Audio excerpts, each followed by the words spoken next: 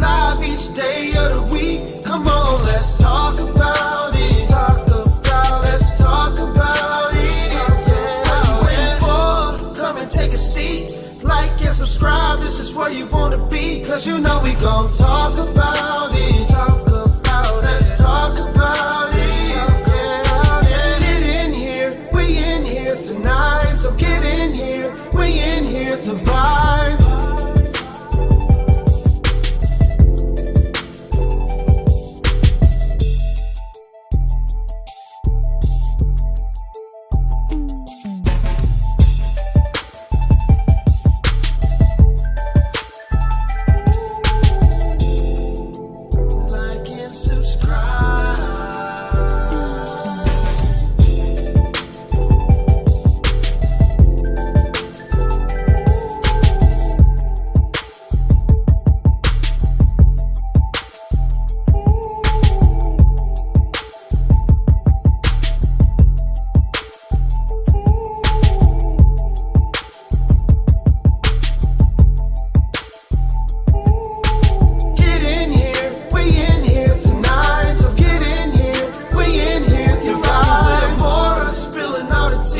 Coming to you live each day of the week. Come on, let's talk about it. Let's talk about it. What you waiting for? Come and take a seat. Like and subscribe, this is where you wanna be. Cause you know we gon' talk about it. Let's talk about it. Get in here, we in here tonight. So get in here, we in here to vibe.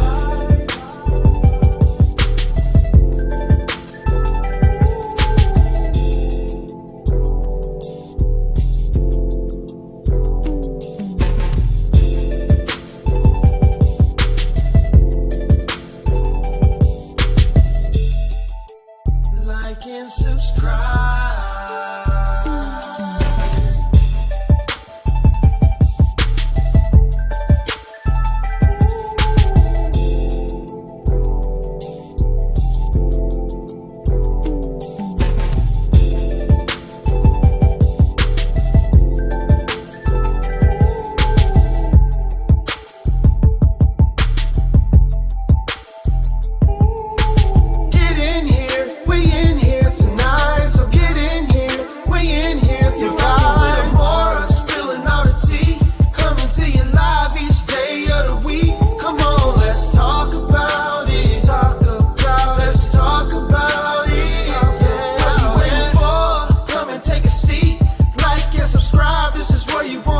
Cause you know we gon' talk about it.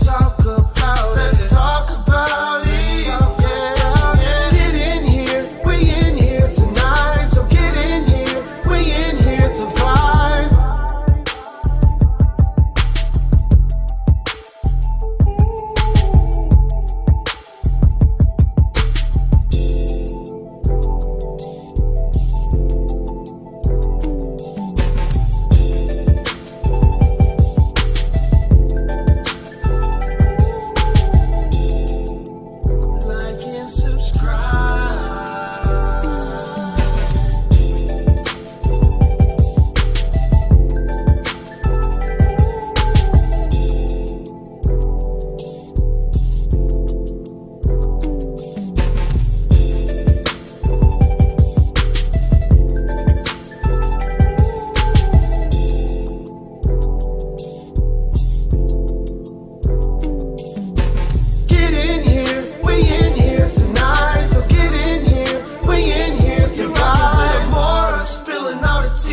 Coming to you live each day of the week. Come on, let's talk about it. Let's talk about it. What you waiting for? Come and take a seat. Like and subscribe, this is where you wanna be. Cause you know we gon' talk about it. Let's talk about it. Get in here, we in here tonight. So get in here, we in here to vibe.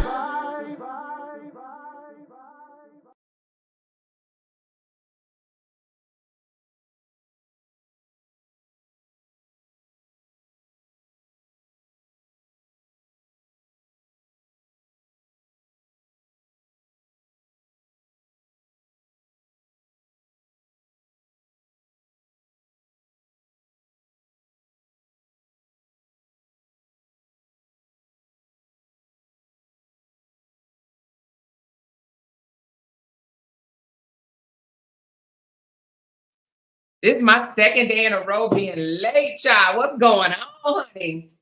What's going on? I'm still waiting on my video to unload, honey. Hold on, y'all. How y'all doing in these streets today? How are y'all doing? Hey, everybody. That's right, Latanya. Tell them, hit that like button. Y'all ain't been giving a sister her likes, child. Y'all know I need these likes. Y'all know I need these likes. Hold on.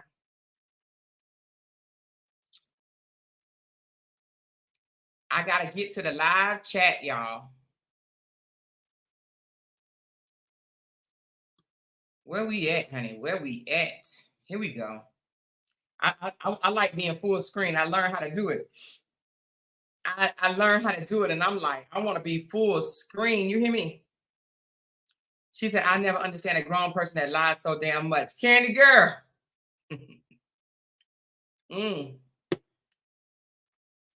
I'm drinking coffee at 5:12 p.m. on the West Coast, baby. My video is still downloaded, so I'm going to have to give y'all some shout outs before we get into this, y'all. Yesterday, we covered 1 through 10. Today, we're going to do 11 through maybe 20, maybe 25, if we have enough time, you know. It seemed like her videos might be getting longer and longer. I don't know. I have not seen past what we saw yesterday. I have not. However, I've heard some other stuff, you know, like him going on interviews with TMZ and stuff like that. It's getting very, very juicy. You hear me? Very, very juicy. But I woke up late. I was supposed to go to the nail shop. Didn't make it to the nail shop because I was like, if I go to the nail shop, I'm not going to be on at 5 o'clock. Okay. So I put off going to the nail salon for y'all. Just want y'all to know that. Just want y'all to know. Hold on, y'all. Let me fix my mic, child. What in the world, child? Right here. Hold on. Woo, Lord. Here we go. So shout out to my members. Hey, y'all. Hey, y'all. Hey. Hey, y'all. Hey. Shout out to my moderators. Hey, y'all. Hey, y'all. Hey. Hey, everybody. I'm on 54%. But look, let's recap of what we know so far. So, for those that just coming in, and say I got 78 people in the building, make sure y'all hit that thumbs up. I got 78 people. Listen, from what we know right now, Reesa Teesa met a guy online, okay? Facebook love or Facebook, let's hook up, let's get together, whatever, right? Then she said, I'm on number 46. Oh, wow, Angela, Lord Jesus. So listen, she met up with this guy. He started off, you know, fairly decent as far as, you know, meeting her, telling her some shit she wanted to hear, taking her out to eat, paying for it. You understand what I'm saying? You know, doing things like changing her tire, paying for the tire, you know, doing things that a woman would expect a man to do in the beginning. Okay.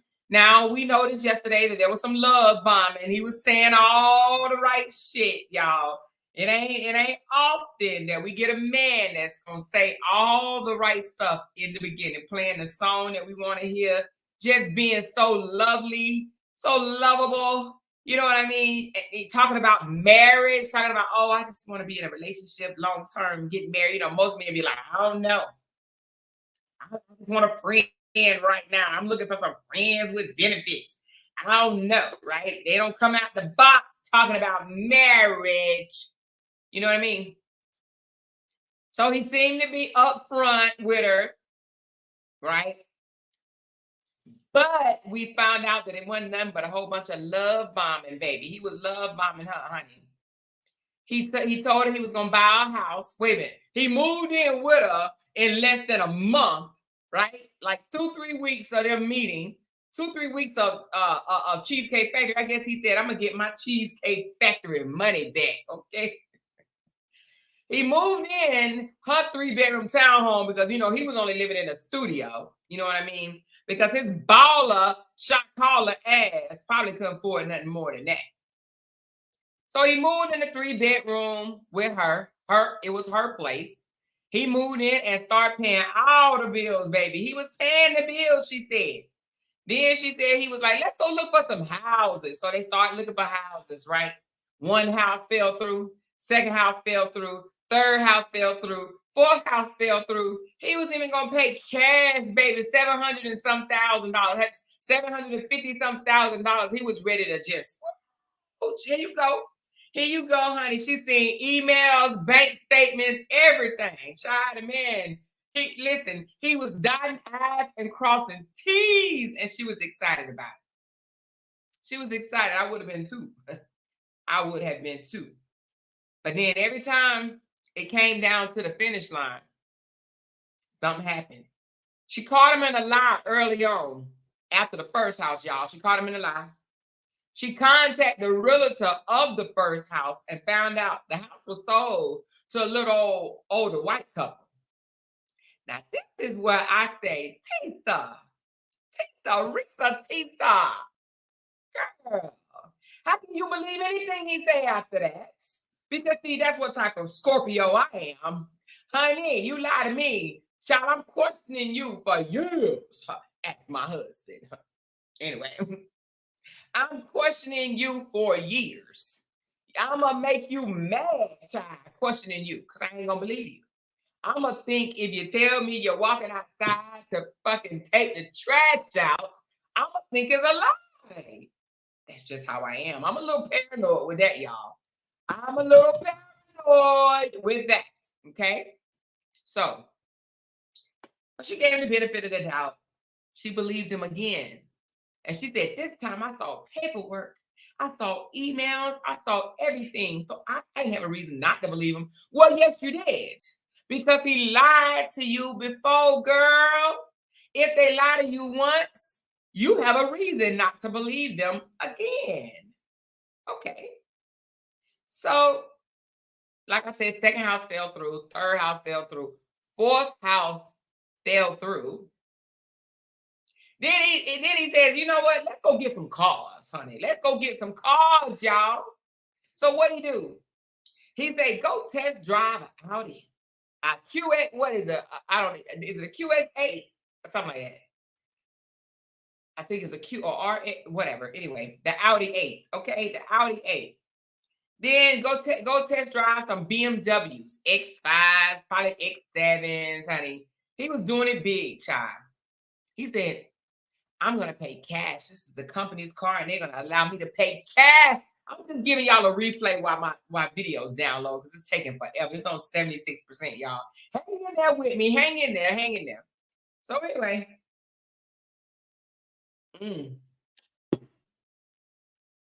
So he had a test drive these vehicles and whatnot. Come to find out, he wasn't buying no vehicles.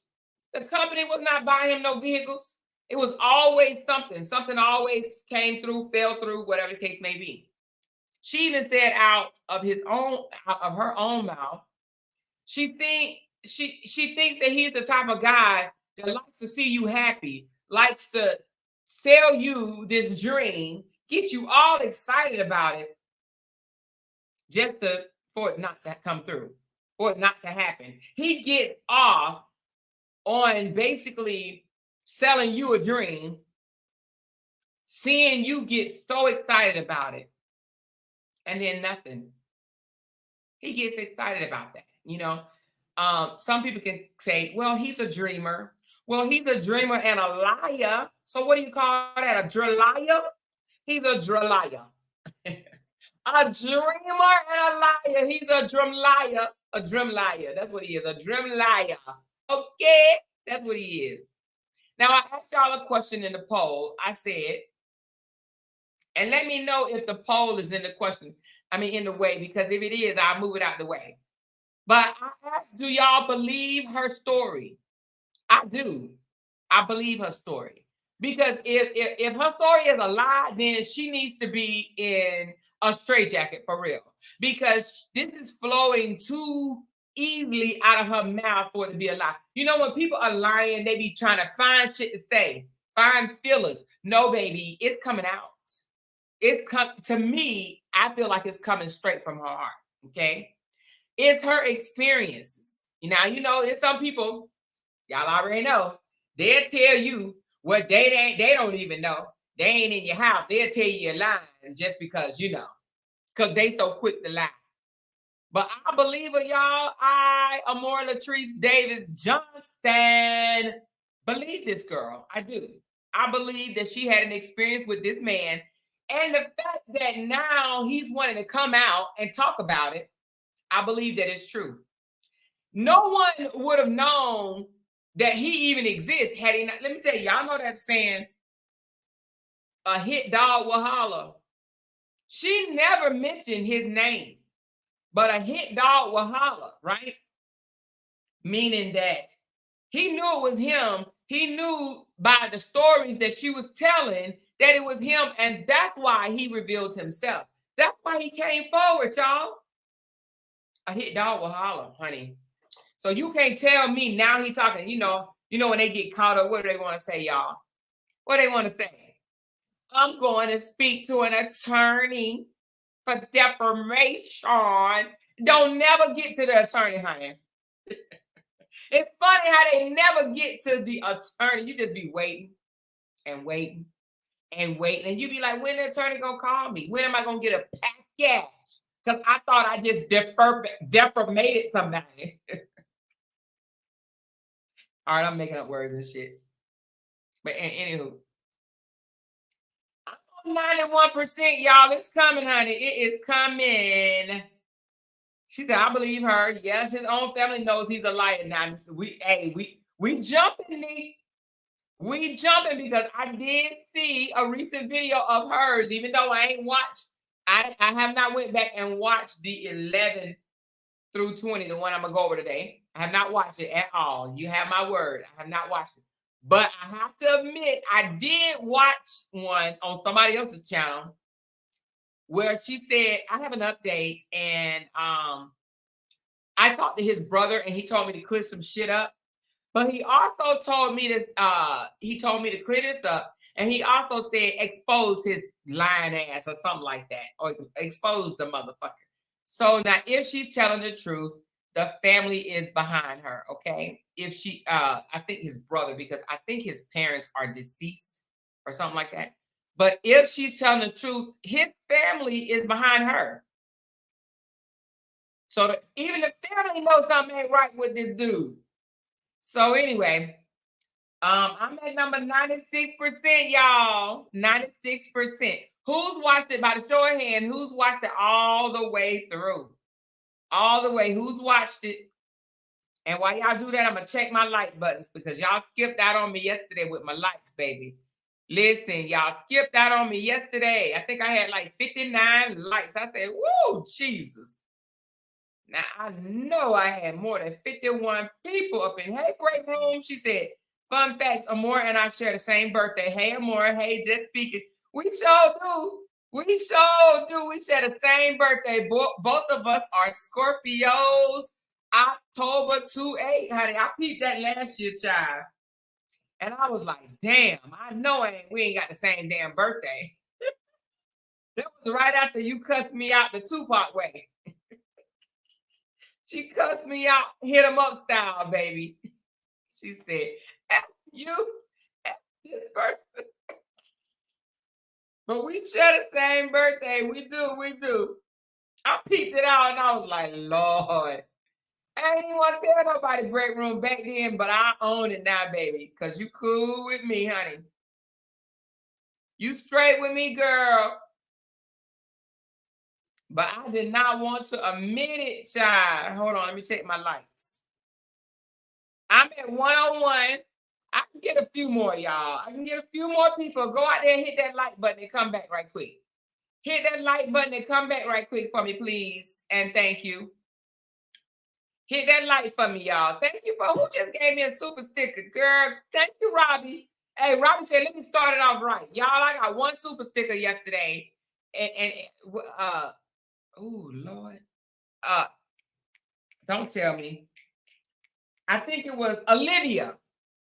Is that how you say your name, Livia? You here, Livia? Thank you, girl. But listen, be generous now. Be generous. Be generous. Be generous. Be generous. Be generous. I need more thumbs up. I got 101, 101. I can get about 30 more. 30 more. I know we still ain't got a whole bunch of people in the bushes because, honey, the drama is over. And if you are in the bushes and you looking for some drama, honey, the only drama you're going to find today and tomorrow is Tista Reesa. So if you're looking for something else, you might as well stage left, baby, because it ain't going to be no drama, boo. That's over with, honey. You can find another channel, baby, because this ain't it. If you looking for some other drama so you can go back and jump in somebody else's inbox, honey, you at the wrong station. You at the wrong station, baby. Look, I said that and I thought the numbers was going to drop, but they actually went up. I'm at 138 now, y'all. Listen, I was at 134 when I was talking crap.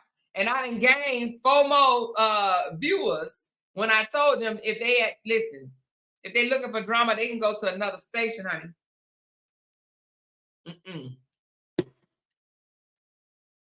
Y'all, let me see where we at, honey. Let me see where we at. Let me see where my downloads is at. Oh, no, complete. Okay, hold on. Download complete, baby. Here we go. Hold on, y'all. Let me put it up because we about to have some fun talking about this. Yes, we are. I guess they thought, let me go on over there. Get to this drama, baby. Come on now.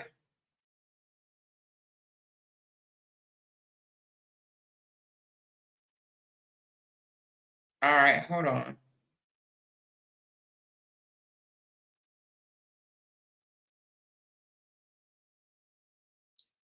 I gotta airdrop it now. It'll take another few seconds. I know I should have had this done already. I got super chats. Let me read my super chats. Yeah. Chris says, hey, Amar, we still rocking and rolling, baby. Thank you, Chris. I appreciate you for still running with your girl. I appreciate it so very much. Candy Girl said, thanks for keeping info. Thanks for keeping info. It's informed and entertained. Oh, thanks for keeping us informed and entertained. Y'all know sometimes we be talking and the things don't come out right. But thank you, Candy Girl. Appreciate the love and support, baby. Melinda said, no more drama. That's right, girl. Well, now, I ain't going to say no more drama. We're going to have drama because I think this piece of Reesa drama, and it gets, hey, Felicia, hey, girl, it gets more and more drama-fied as we get into it. But what we ain't going to do, we ain't going to cause no personal drama. Do you understand what I'm saying? We ain't about to do no personal drama because we ain't cussing people out no more like that. Unless we have to now. Unless we have to. Let's keep it about. Let's keep it about. Let's keep it a buck. Unless we have to. But right now we don't. Okay? Thank you, Tinker. Love you too, sis. She says, Amora, I cried on live when I found out. But now I'm like, I see. I knew she couldn't be that bad. Born on 10/28. You cried. Girl, when I found out it was your birthday, I was like, oh, damn. Why we should say, dang, girl. But you know, we some bad mofos. Stop playing, child. Stop playing. We some bad mofos. Yes, girl, I got your cash app. Hold on. I heard it ding do something. Hold on 1 second. Hold on 1 second. Yes, Cheryl. Thank you, baby. Whoop, whoop. Move on because you talk too slow. Whoop. Thank you, girl. I'm sending it back right now. I appreciate you, Cheryl. I appreciate it. Look at y'all trying to show out. Look, y'all give me time because, you know, I airdropped it. Listen, I had it downloaded from my CapCut.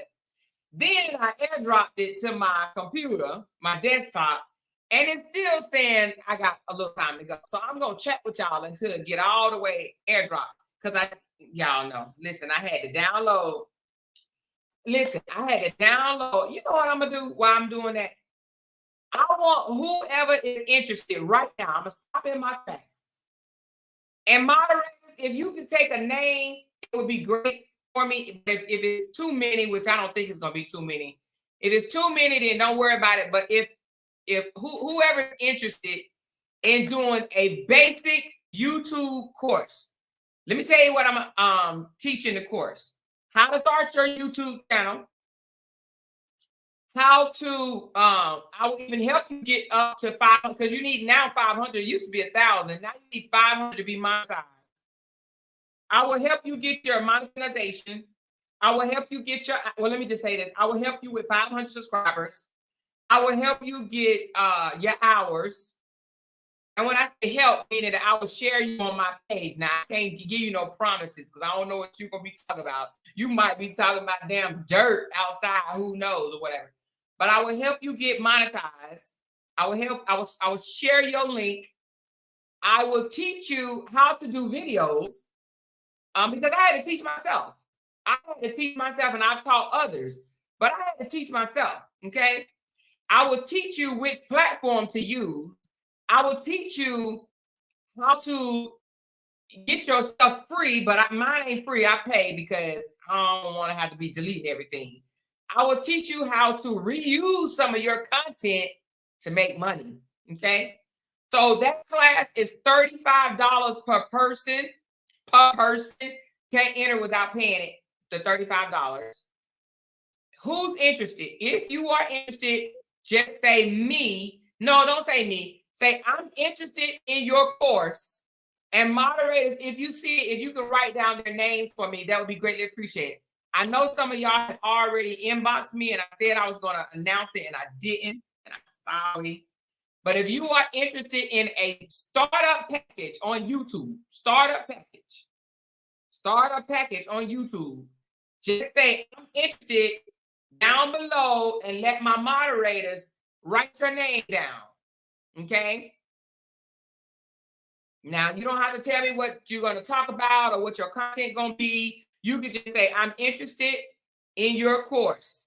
And my moderators take their name down, and I will, when I start the course, because I want to get at least 15 or so people or whatever.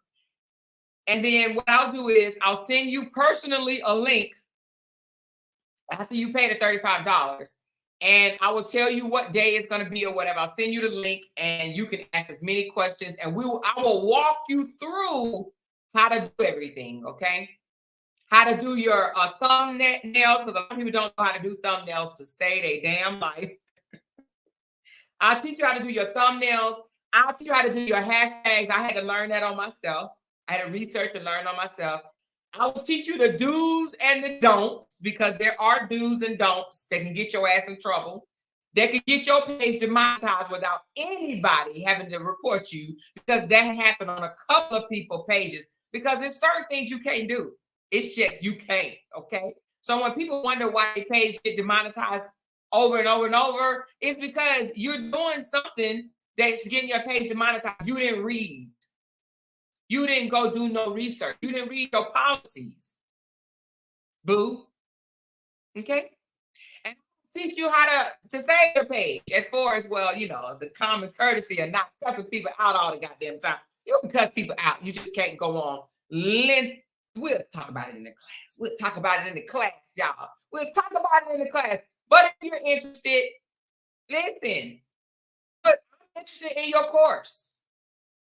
And I will teach this, okay? $35. Boom, that's it. And I will share on my community board and my Facebook page. I will share. Go follow this page. I don't even care if you're making cotton, child. Picking cotton, making cotton, selling cotton. I'll share it for you, okay? Because believe it or not, it's important. Having somebody else that's already a content creator share your stuff is actually important. That's how a lot of content creators get off the ground, because another content creator shared their stuff, promoted them. When you coming out the door and you coming from scratch, it's hard. It's even hard to get 1,000 subscribers just coming out the door. You need someone to continue to promote you. I'm just keeping it a buck, okay? And then you gotta have some interesting shit too. You can't just be, you know what I mean? You gotta have something interesting or whatever. But you don't have to show your face. There's a lot of people out here that got faceless channels. You don't have to show your face. You don't have to use your real name, and you don't even have to use your real voice. I could teach you how to modify your voice on videos. Now, that's a lot, y'all. I just talked to somebody that the other day, and they was like, I didn't know you could do that. Yeah, you can. I'm the type of person, I'll push a button to find out what this do, what this do, what this do, what this do. But it takes hours, y'all.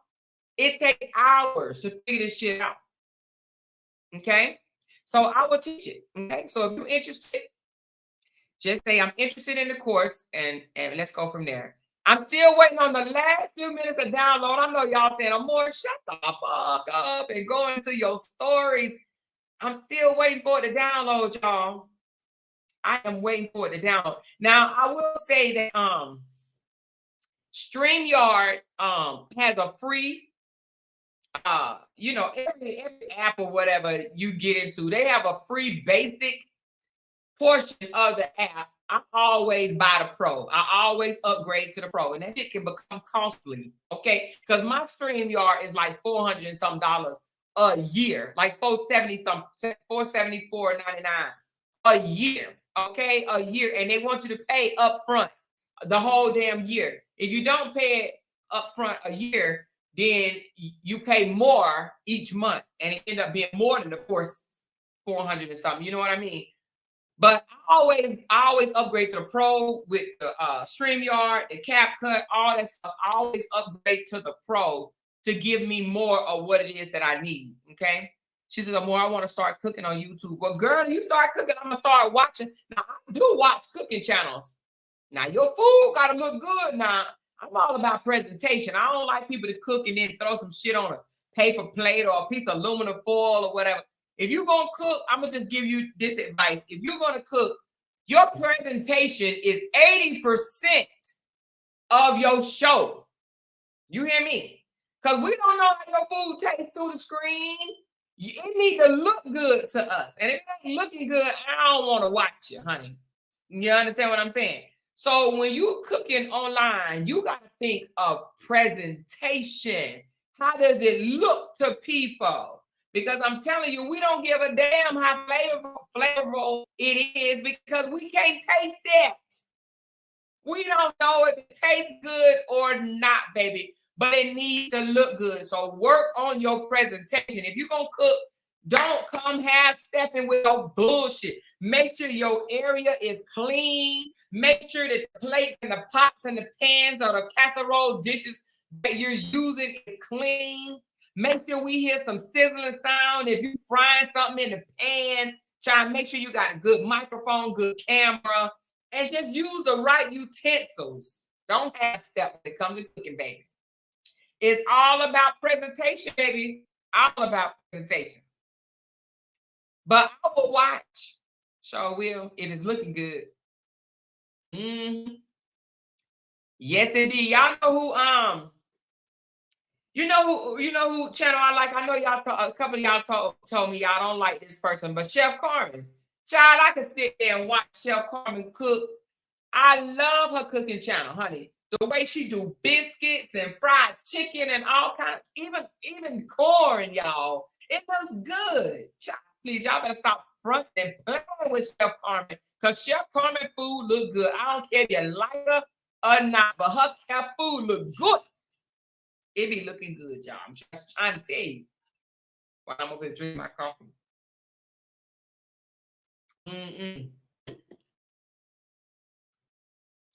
She said, keep a clean scene. That's right. You got to keep a clean scene, baby. She said, what's the best camera? So, to be honest with you, I'll have to get that information for you, Glenn, because the camera I got was recommended to me, but I don't know if I would use it for cooking because it don't have a motion tracking thing on it. But the one with the motion tracking thing, I don't really like it like that because it don't do what I think it should do. Oh, girl. Thank you. Listen, y'all are showing out in these streets. She says, 6-month member. Thank you. She said, now I wish I had not finished it. My mind couldn't take the suspense, but no worries. Oh, you didn't sing it all, Marley. Well, it's okay, girl. maybe you will help us break it down. Okay, so if I say something that don't quite add up to what it's supposed to be, you can let me know. Okay, thank you, Marley. Thank you, Rita Moore, for the super sticker, baby. All right, y'all. Guess what? It done downloaded and ready to go, baby. Hold on. It is ready to go. Let me tell y'all something. Why this come up? Hold on. Portia, y'all. Let me tell y'all about Portia right quick. No, I don't want yesterday. I want today. Hold on. Portia is activating her. Hold on, y'all. I don't want to do it like that. Portia is activating her. Come on, Amore.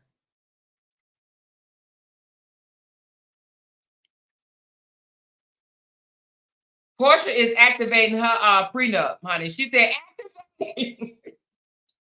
I didn't know you had to activate it. I thought it was some automatic. I thought when you did a prenup, right? I thought that it was automatic, baby. I thought that once you get a divorce or whatever the case may be, your prenup is automatic. But apparently,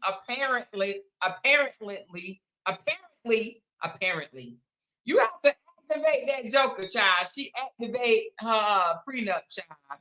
So old boy can't get nothing. All right, part 11. All right, y'all. Y'all ready? We are on part 11, child. Hold on. I gotta change one more thing. We are on part 11. Are y'all ready for this? The saga.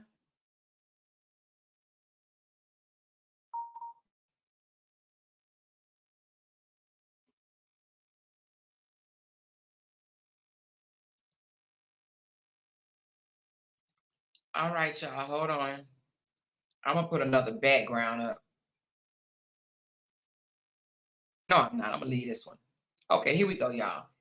This is part 11, honey. I think we left off yesterday on part 10. I can't remember what part 10 was about, but I think she was just basically telling us, I can't even remember. Let's just go into part 11 and let's go from here, y'all. Y'all ready?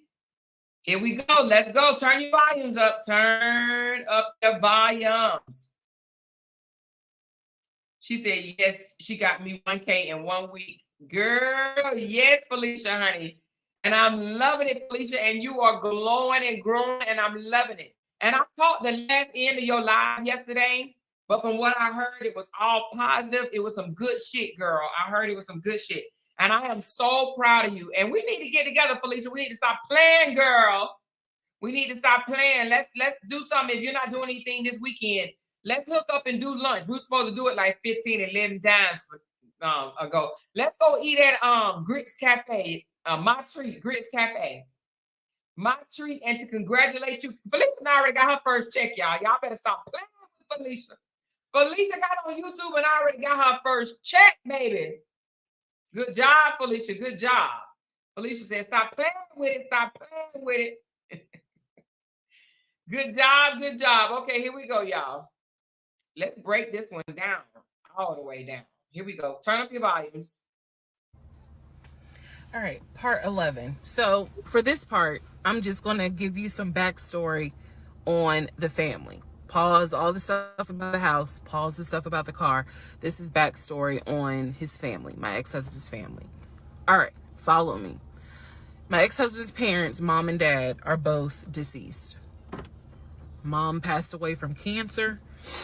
Dad passed away shortly after her. I'm not sure what he passed away from. So he has a number of siblings. He has two, with his parents, he has two brothers. One is older, lives in Philly. One is younger by 2 years, lives in Nashville. He has two sisters. One, Shantae, is older, lives in Douglasville with her husband and two kids, a boy and a girl.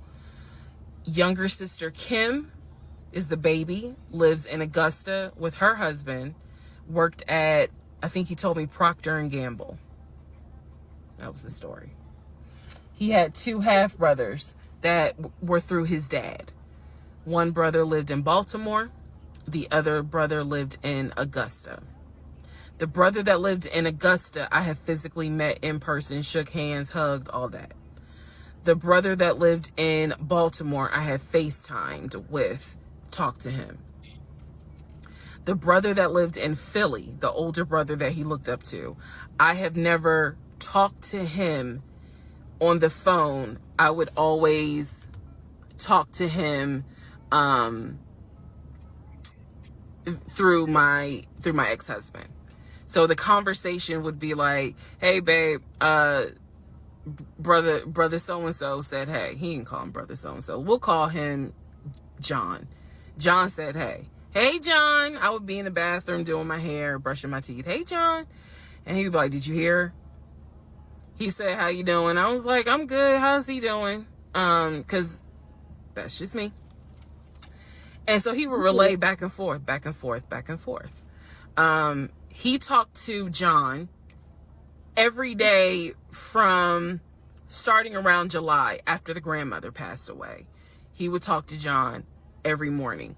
We both would be getting ready for work and he would be on the phone with John. They would be talking for 30, 40 minutes, talking about football, talking about other siblings. They would be talking about cars. It was really like not a big deal. They would talk about the brother in Baltimore. They would talk about the brother in Augusta. And then they would reminisce. This is the conversations I could hear. Let me explain. When I say I can hear a conversation, what that means is I am physically standing near him or next to him where I could hear him with the phone up to his ear talking to someone, because it wasn't me. Okay? I may not hear the other person because the phone call may not be on speakerphone. But what I hear is, for example, I hear, hey man, what y'all doing? Oh, for real? Y'all barbecuing this weekend? What y'all making? Oh, that's what's up. Nah, I think She better not come out and say this Negro was talking to himself. Lord Jesus, she better not say that.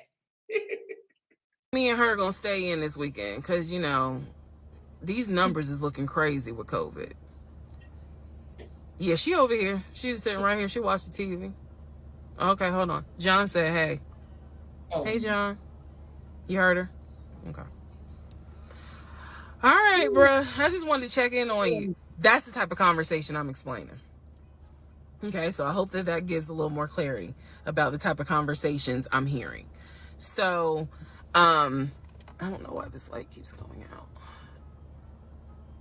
Okay, so that's how he would talk to his siblings. The grandmother passed away. He called me around April or May and told me that his grandmother passed away. His grandmother, on his dad's side, had died suddenly from COVID. She had symptoms. She went to bed and did not wake up. He was distraught. He was crying. He wasn't eating. He was just sitting there, listening to music, not watching TV, just sad, because he was like, my grandmother was always my support system. So from what I saw, it really bothered him. I did not think anything of it. I'm one of those people, if you tell me somebody in your family passed away, I'm gonna believe you, because I don't play about death. And I guess I expect other people don't either. Yeah, who would? Who would do something like that? Please tell me he didn't do that. Don't tell me yet, y'all. Don't tell me. However, that is not the same for everyone else, but we'll get there. So, family, he had his sister, Shantae, who lived in Douglasville.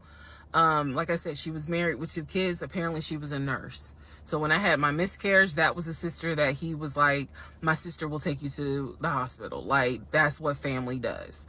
Okay. I had never met Shantae. I've been on the phone, or excuse me, I've been around him when he was on the phone with Shantae. Never heard her part of the conversation. But he would be talking to his sister. That's what he said. That's what it sounded like too. Now, what is interesting is that we lived maybe 35, 40 minutes away from Douglasville. So there were plenty of times that he had invited me to go with him to, okay, let me tell you how this would always work out.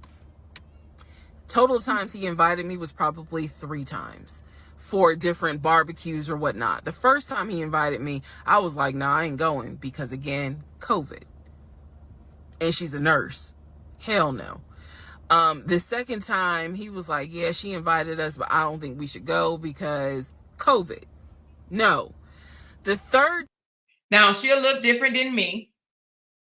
She's a little different than me, y'all. And let me explain right quick. Now, me, I don't know if y'all like this, but when I'm first starting out on a relationship, I want to meet your family.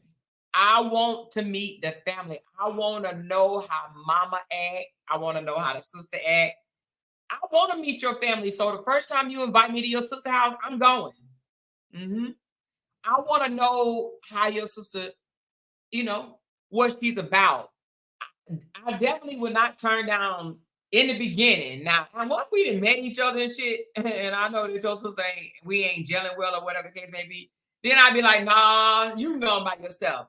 But in the beginning, if you invite me, especially if it's a new relationship and we ain't even 100% yet, I want to know about your family. I do. So if you invite me to your sister's house, especially the first time, oh no, I'm not about to turn it down. That's just me. I say go and meet the family because you can find out a whole lot just meeting the family. They talk a lot. The family talks, child. The family will run their mouth. You hear me? Sometime on purpose and sometime on accidents. Shit just slip out. But I want to meet the family. It says a whole lot. Says a whole lot. All right, here we go. Time I agreed to go. I was like, absolutely, I'll go meet your sister. Like, that'd be great. On our way to her house, to Douglasville, to go see the sister, apparently he got a phone call. The phone was always like on vibrate, but he got a phone call and he told me that something came up, and so she had to cancel the barbecue, to get together, whatever. And so I was just like, oh man, okay, well, hopefully we can go another time. It didn't happen close enough for me to have red flags, if that makes sense. But at this point, as y'all probably like, girl, you so blind. But again, I didn't think anything of it because it's like, okay, it fell through. We'll see. We'll reschedule. And so we just went out to eat, and then he talked to another brother, the brother from Augusta that he would have on speakerphone. So it was like, I didn't think anything of it. I really didn't. Man. And the more I talk about it, the more I realize, like, I'm not a dumb person, but it just never dawned on me the things that you have to now investigate. It didn't dawn on me, but nevertheless, that is the backstory for his family, right? Grandmother passed away. 3 weeks later, he called me and told me his uncle had passed away from COVID. The uncle had tested positive, had to go into the hospital, and he died. It was a bit of a red flag. It was a bit of a red flag, but like I said, I don't play about death. So I was just like, wow. Because of these 2 deaths, he became a stickler about COVID. And when I mean a stickler, wear your mask, wear gloves, hand sanitize, wash your hands. Like, he was annoying about making sure neither one of us caught COVID. So now I'm going to give you the backstory in regards to what I was told with the ex-wife. Okay, let me stop it right quick. So I guess she gave the backstory of the family because it's all going to come to play down the line, I guess. Because I'm assuming it's going to come to play. But the let's talk about for a second when he said the cookout fell through while they were on the way to the sister house.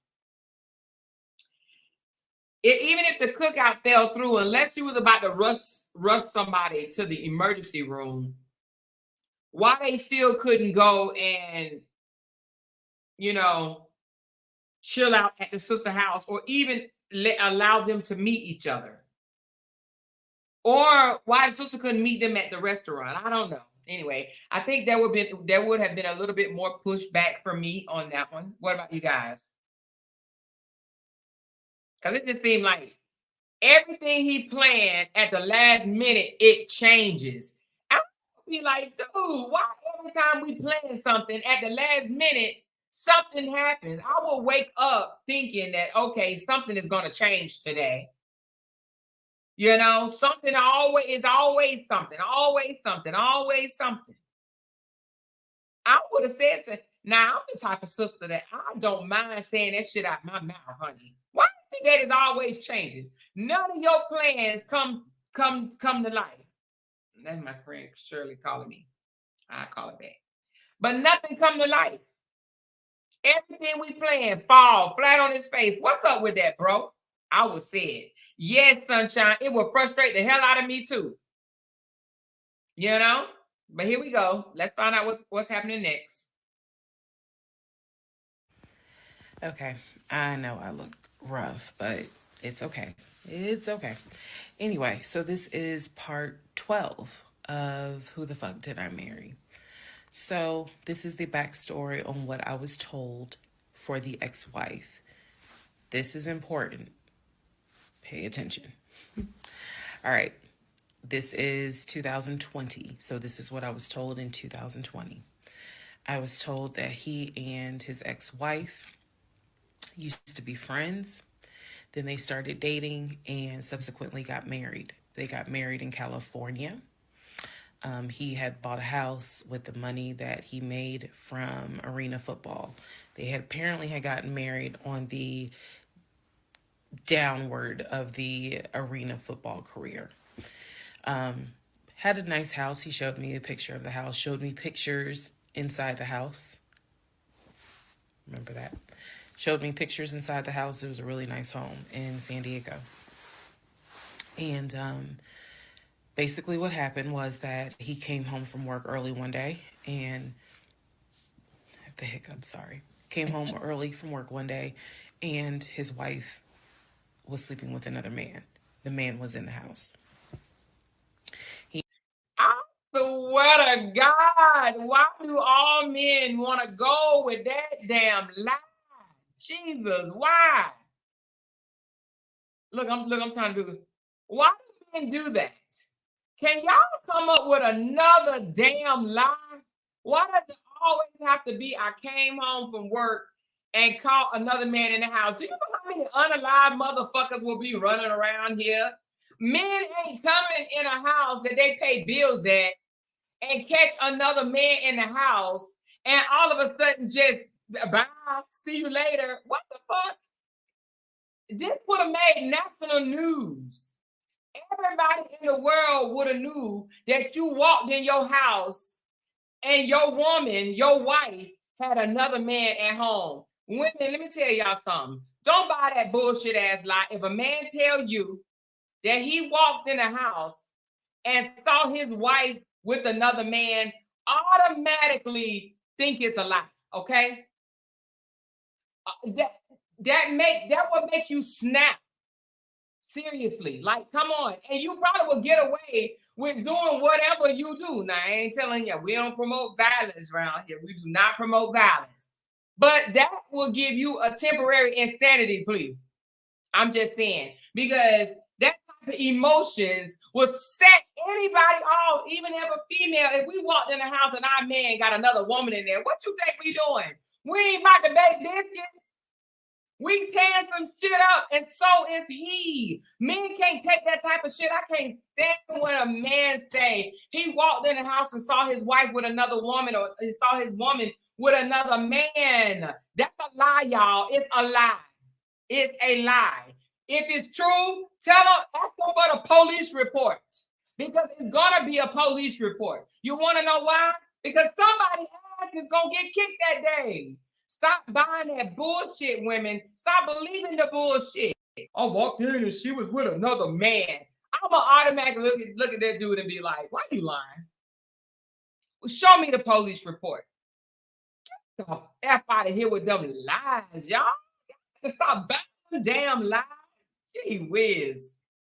And the man get into it.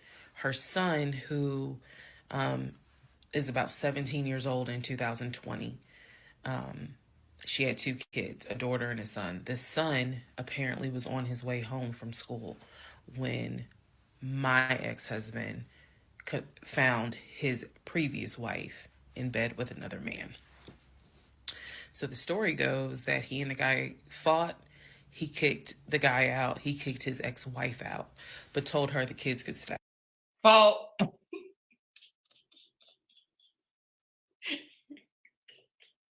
They fought. He fought the guy. He ain't put him in a hospital. He ain't unalive him. They just fought. Oh, we just fought. I scuffed them up a little bit. Boom, boom, boom. Why you in my house? Boom, boom, boom, boom, boom. Why you in my house? Boom, boom, boom, boom, boom. Why you? They just fought, and then he just opened the door and let him out. Okay, believe that shit if you want to. The kids are not biologically his. Those are his stepkids. Sorry. I'll say. She said he kicked the dude and the wife out, but the stepkids was able to stay. You kicking everybody plus the dog out. You understand what I'm saying? A man ain't let nobody stay in that house. He gonna be so mad.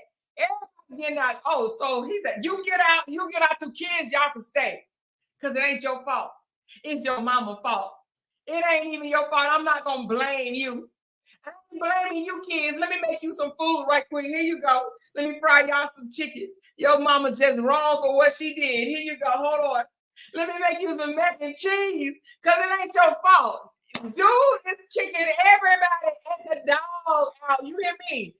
Ain't nobody getting no sleep that night. He leaving because he going to another woman and cry on her shoulder. You hear me? He ain't even staying in the house. If he came home and found his wife cheating on him, he ain't staying. He gonna go get drunk at the damn bar, or he going to the park, probably unalive himself, or he gonna talk to himself. He gonna do something, but he ain't about to fry chicken and macaroni and cheese for the damn stepkids that he probably don't like any damn way. Okay, it's not happening. It's not happening. Stop believing that bullshit. Oh, I kicked her out. I beat his ass, and I kicked him out. And then I told her, you got to go. But her kids gonna say, and what woman? What woman is gonna let her kids stay? What woman is gonna let her kids stay in the house and she leave? Are you kidding me? You think I'm about to leave and leave my kids in the care of somebody that just caught me cheating? Too good. What she say, kids, I'll be back to get you. Let me go. Let me go see about him. Since he just got his ass whooped, let me go see about him. I'll be back, kids. He gonna take good care of you. Get out of here with that bullshit. Teesa, Reesa, you wrong for that one. You wrong for falling for that bullshit right there. You know ain't no woman gonna leave her kids in the care of a man that's ready to unalive her. Y'all better stop playing with me today. You better stop playing with me today, okay? I let the kids stay. He was like, you must be kidding. Like, I'm not leaving my kids here. The kids are old enough to where they were like, we don't want to go because you fucked up. We don't want to leave. What? So apparently she leaves. The kids stay with him for a few weeks. And then she gets her own place. The kids move out, move in with their mom. He Teesa, you don't believe that, do you? You don't believe that, do she? Did she believe that? The kids like, oh no, mom, you fucked up. You know, mama, you fucked up. We stand with him. Okay, make it make sense. Y'all better stop playing with me. he files for divorce in California. He files for divorce in California, and it was an ugly divorce. She was asking for spousal support, all kinds of stuff. And then it turned into, you know, I'll help you with the kids, not child support, but just I will give you some money for the kids, because apparently he was very close to the kids and he wanted to keep a relationship with the kids. Their biological fathers, apparently there were two fathers. Their biological fathers were not in the picture. Okay, now Reesa Teesa, listen. Oh my God, Jesus, we need to have classes. We need to have classes. For one, not that I know of, unless I'm just butt ass the dummiest person alive. A woman ain't gonna cheat on you and then turn around. No, not let me take that back. A woman ain't gonna get caught cheating on you and then turn around and ask you for child support for kids that's not yours. Why would she do that? 9 times out of 10, a woman ain't even gonna ask you for child support for kids that's not yours, even if she didn't get caught cheating. A woman is not about to be bold enough to ask you for spousal support and child support when she got caught cheating. Teesa believed him because she wanted to believe him. I'm just gonna keep it a buck, okay? She wanted to believe him. So let's continue on. So, the divorce starts out contested and ugly, eventually becomes amicable. Eventually, they become cordial with each other. So my ex-husband moved. This is all before he ever met me. So I'm telling you the story of what I was told in 2020. So eventually, about 2 years later, is when his job approached him about an opportunity to transfer to Georgia. And so he took it. New beginning, fresh start. He has family in Georgia. He took it. He told me this story pretty much the second or third conversation we had. So it was always from the beginning that she had cheated. He caught her, and he had filed for divorce, but he was still close to the kids. They still had a great relationship. I've heard him on the phone with the kids, just encouraging them, helping the 17-year-old like with homework. The kids really apparently wanted to meet me, and I was fine with that. He would send them money, if they needed something, because he loved the kids as if they were his own. Oh my God. I'm telling you the story as I was told it in 2020. So, let's see, around April or May of 2020, he informs me that his ex-wife has moved to Georgia. Apparently, she's staying with her sister in Gwinnett County. So she has moved to Georgia. The two kids are now in Georgia. And so when he tells me all this, I'm like, so what's that supposed to mean? Now, I will say this. He never made it seem as if she wants him back. He never presented that. It was always, no, we're cool for the kids. We're cool for the kids. But he's never presented that she was trying to get him back. I feel like it's fair to her for me to say that.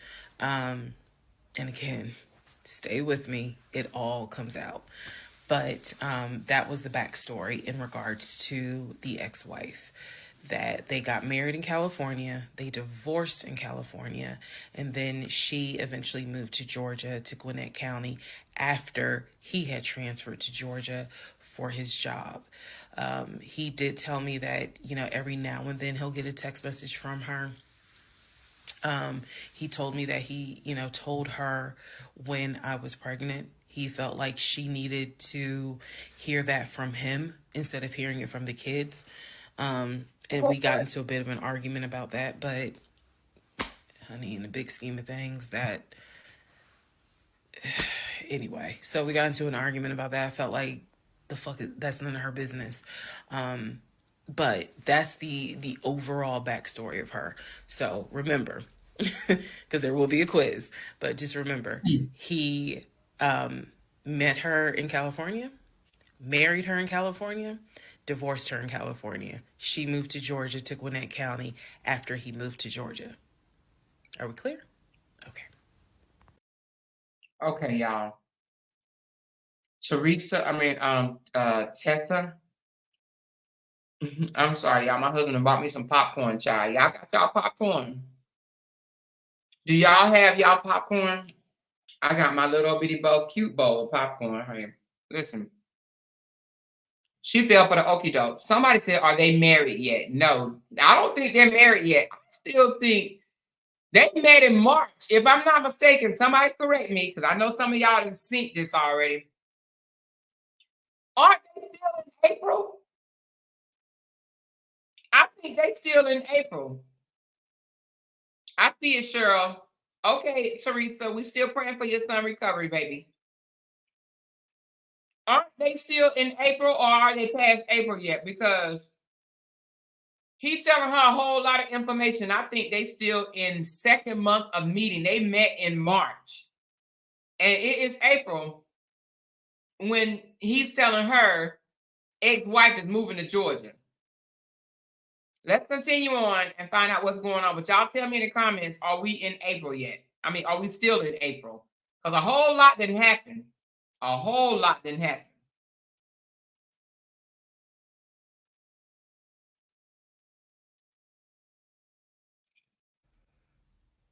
Okay. Part 13 of Who the Fuck Did I Marry? Um, so I've kind of given you guys all the backstory. Let's just kind of recap real quick. So I told you how we met in March of 2020. Basically, Georgia got shut down. I keep saying shut down, got locked down. We decided to quarantine together. I know it was crazy. It was crazy. I really liked him and thought he liked me. So I told you guys how we met. Things moved at a rapid pace. Met in March. Moved in together pretty much end of March, beginning of April. Found out I was pregnant in May. Lost the baby in June. Had to have surgery in July. Started looking for houses. Started looking at cars. All this stuff happened literally between March and in August is when I got my car. So, got a car in August. He paid the down payment for that car,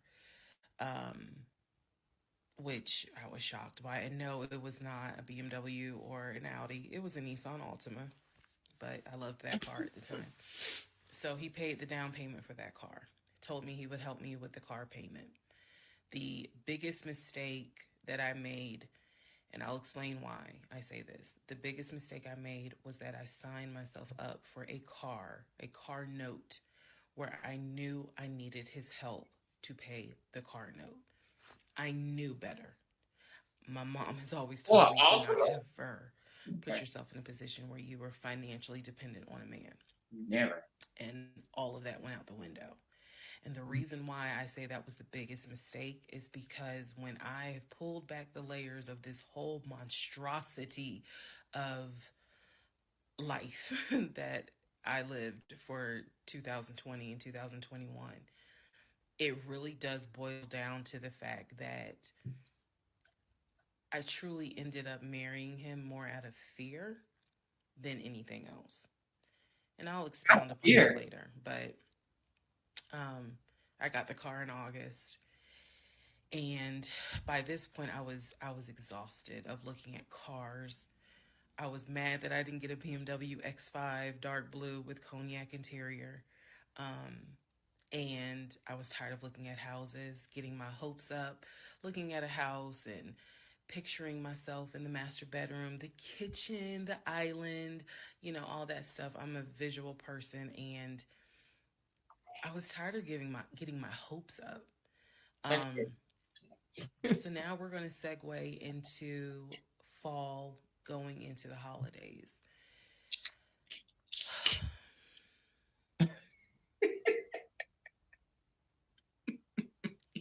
Here's what happened. Somebody said fear of being alone, because I'm trying to figure out of fear of what? Did he threaten your life? March, April, May, June, July, August. So we still 5 months in. 5 months of them knowing each other, okay? She said, how does she need his help with the car payment when he was paying all the household bills? Right. Girl, where does she work? Okay, let's digress. Yeah, he was paying your rent. In October, we looked at another house. This house was in Marietta. Absolutely gorgeous. It was gorgeous. I want to say that the house was about $700,000. They looked at some nice ass houses, man.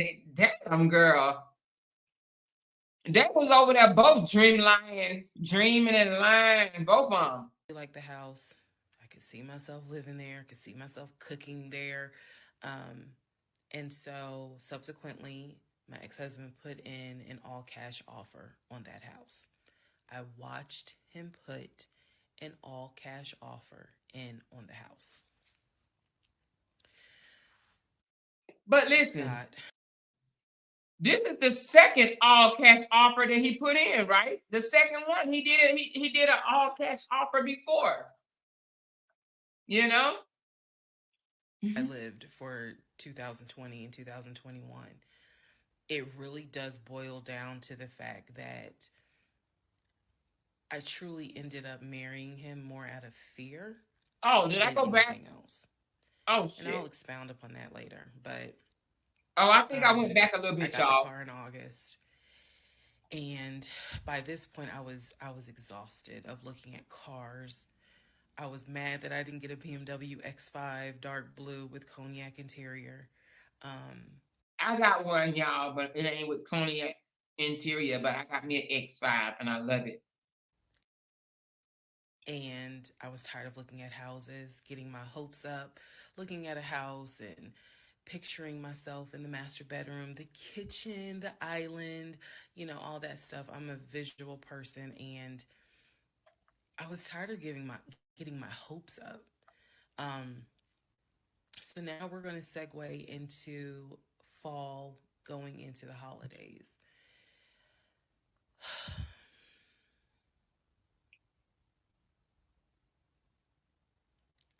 Here's what happened. In October, we looked at another house. This house was in Marietta. Exactly, Glenn. If he can put a cash offer for a $750,000 home. Now, tell me if I'm wrong, but Altima's like $20,000. I mean, Altimas are not like the high end of Nissans, right? Hell, you can get a Maxima for $40,000. So I know an Altima had to be $20,000, $30,000. $30,000, and you about to buy $750,000 and $30,000 car. How much is the note? $300? Y'all stop playing. Absolutely gorgeous. It was gorgeous. I want to say that the house was about $700,000. I really liked the house. I could see myself living there. I could see myself cooking there. And so subsequently, my ex-husband put in an all-cash offer on that house. I watched him put an all cash offer in on the house. Our real estate agent, Scott, called us about 24 hours later, and he said, the sellers love your offer. The offer was an all cash, full asking price offer. Why wouldn't they love it? 700,000. Let that sink in for a moment. He said the sellers love the offer. They are asking that you show proof of funds so that they can accept the offer. My ex-husband said, I will show proof of funds when they accept the offer. The seller said, great, we'll accept the offer when you show proof of funds. So basically we got into a standoff. And if you're a real estate agent or you work in real estate, I would love to know your thoughts on this. I had asked people. Well, I'm not into real estate, but I'm sorry, I'm gonna be eating popcorn. This joker said, I'm eating popcorn and drinking Coca-Cola, y'all. My Coca-Cola be little. Y'all see this? It's only 90 calories, y'all. Hold on, let me take a squeeze right quick. Hold on.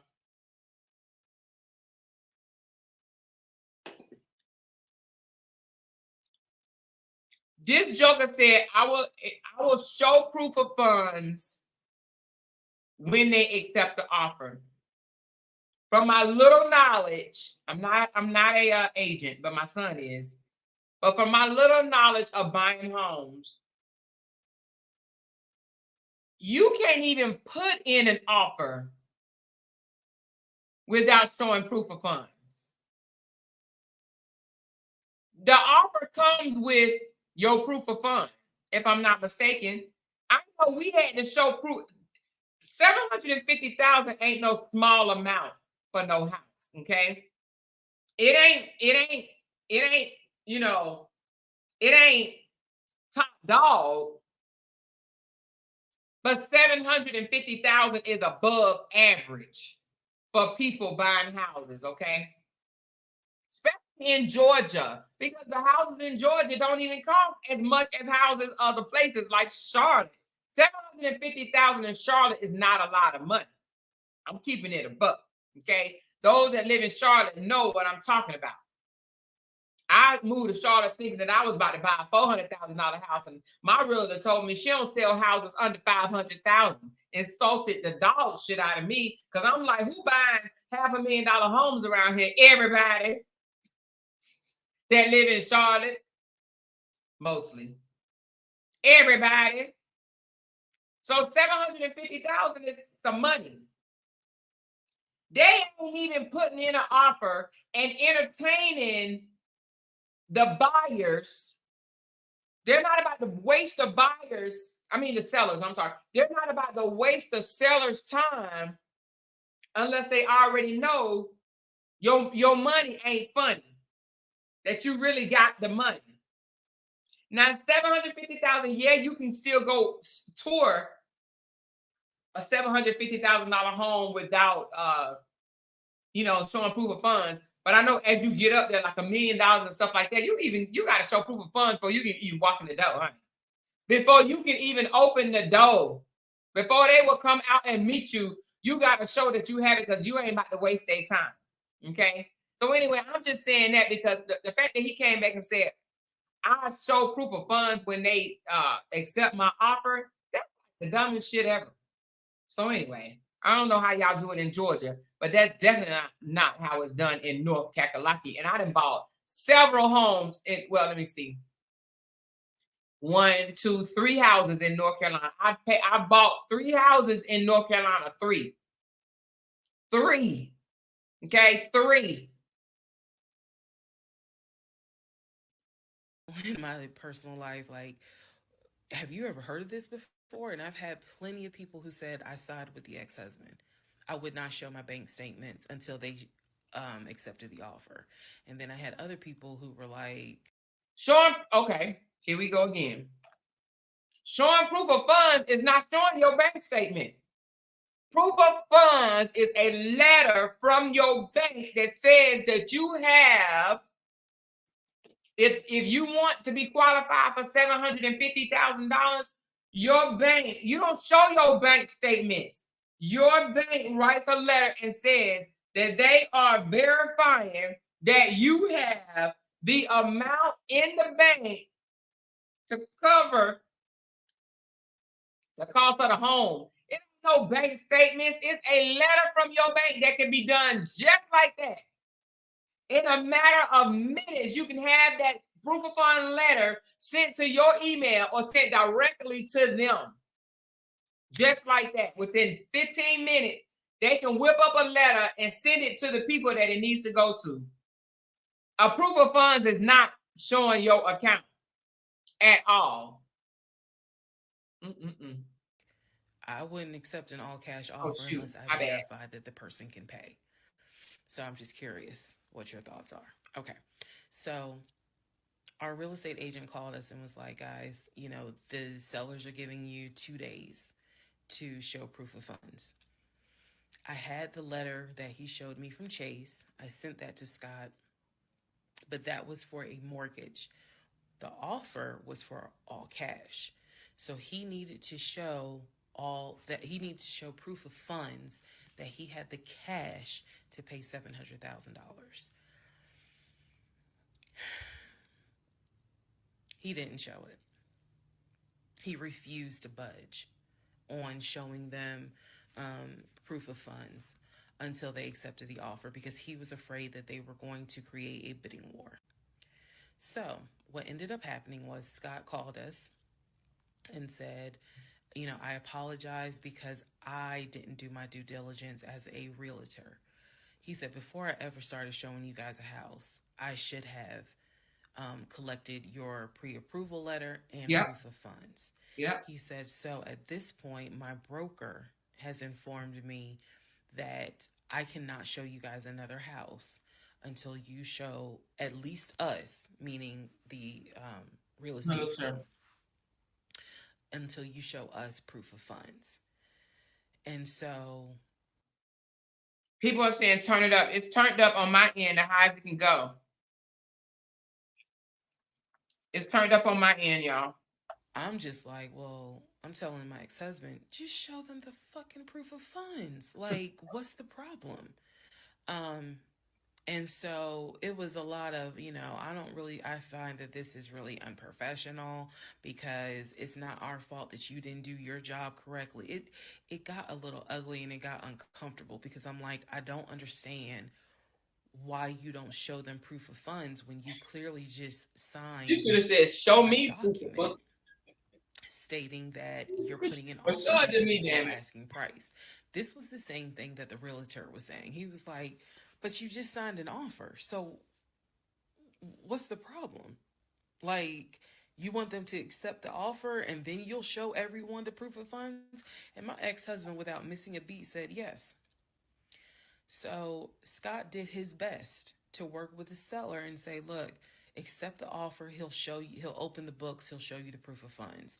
These sellers were like, no, that's not. And it wasn't so much the sellers. It was the seller's agent. Big respect to the seller's agent. But the seller's agent was like, no, that's not how we're doing business. He needs to show those proof of funds before I advise my clients to accept his offer, period. If he's not willing to do it, we'll go on to the next offer, because they did have another offer on the table. For it was less than asking price, but they were willing to accept that offer over the all cash offer because those people had basically shown proof. Those people were legit. Subsequently, the house fell through. We passed the 2-day deadline. They went with the other offer. Also, at this point, our real estate agent, Scott, and I do not blame him for this, pretty much cut all ties, because what he, I believe, felt like was, I don't know what's going on, but something's going on. And this is not how I do business. Full of shit. So until you guys are ready to show the proof of funds needed to buy a house, you need to get yourself another agent, because we were already about 20 to 25 houses deep. By this point, we had already put in 2 other offers. They fell through. And now here we are with this house. And once again, it fell through. Hell no. Let me tell you something. Ain't no way I would have sat there as a realtor and let this. Y'all see me to put this robe on. I ain't got coat. Ain't no way I would sit there and let these people waste my time like that. And I'm not even no realtor. But it ain't no way I would sit there and let them. He is right. He should have got an approval letter from their bank. And sometimes you can give as okay, listen, y'all. If you're buying a house, you can actually give your realtor and the banker, somebody at the bank. I can't think of if it's the lender. It's the lender, yeah. So your realtor and your lender can communicate without you even being in the middle. Like somehow you do something to where they can communicate with each other to get what needs to be got without you even being, you can maybe CC'd on it or something like that. But your lender, well, he was doing all cash. Do you still have a lender if you're doing all cash? I ain't never done all cash yet, y'all. I mean, maybe before I die, maybe I'll be able to do something like that, but I'm not able to do that. But do you still have a lender? Do any realtors in here? Do you still have a lender if you're doing an all cash offer? Because if you do, the lender and the realtor talks. Okay, so you don't have a lender? As a realtor, before I show any properties, my client has to give me their pre-approval letter or proof of funds before any appointments are made. Now you do that, but a lot of people don't do that because I have viewed houses before without showing my proof of funds, but before I put the offer in, they had a proof of funds. Okay, so you don't have a lender. You don't have a lender if you're doing full cash. Okay. But you do have to have a letter. Okay. I would think that you need to show a letter, a proof of funds letter or something before you can put in your offer at minimum. Okay. So let's continue on and see what Teesa, what other lie did she buy from this joker? Because, whoo, Lord. So many red flags. I'm almost finished with my popcorn, y'all. Okay, so good news and bad news. Number one, this is part 14 of Who the Fuck Did I Marry?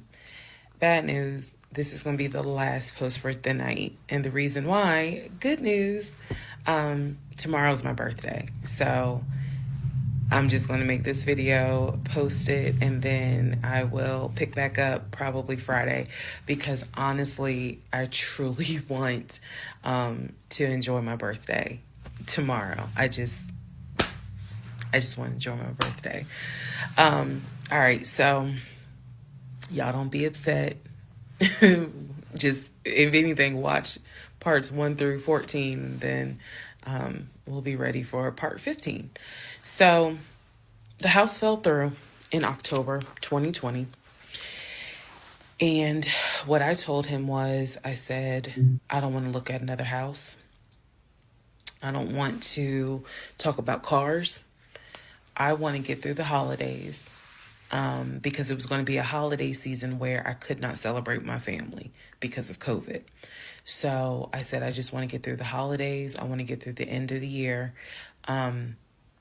And we'll revisit stuff in January. I was very calm when I said it. No argument, nothing like that. And he said he understood. A lot of what fueled me staying in this situation really was the fact that, number one, I didn't want to be alone. Number two, I didn't want to look stupid by having the relationship end so quickly for everyone to be like, we told you something was up. And number three, I was ready to get married. And that, what ready to get married, fueled a lot of stuff. And again, I was still making my audio diaries.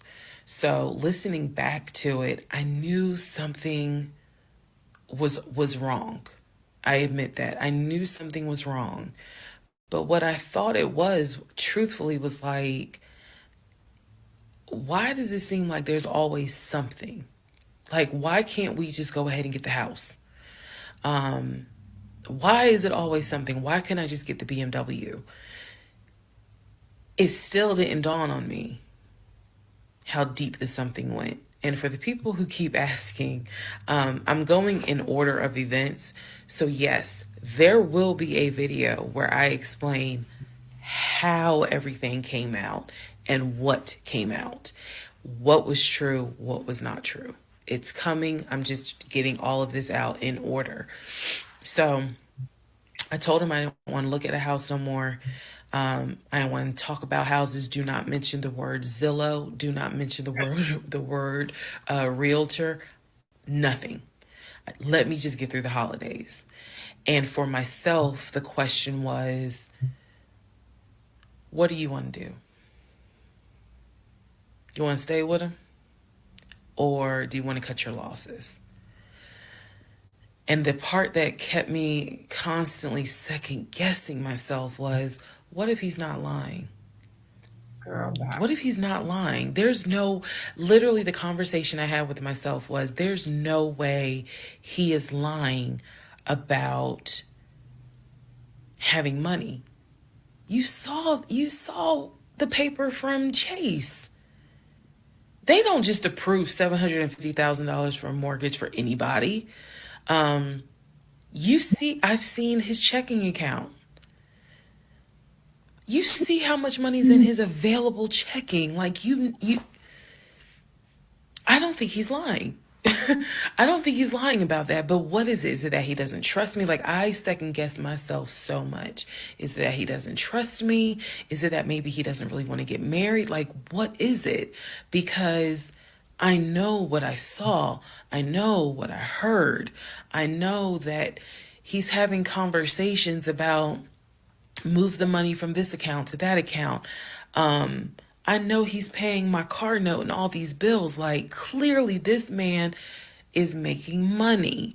I know that I saw the letter from HR that states his new salary is 200 and something thousand. And I remember thinking, like, God, what am I missing?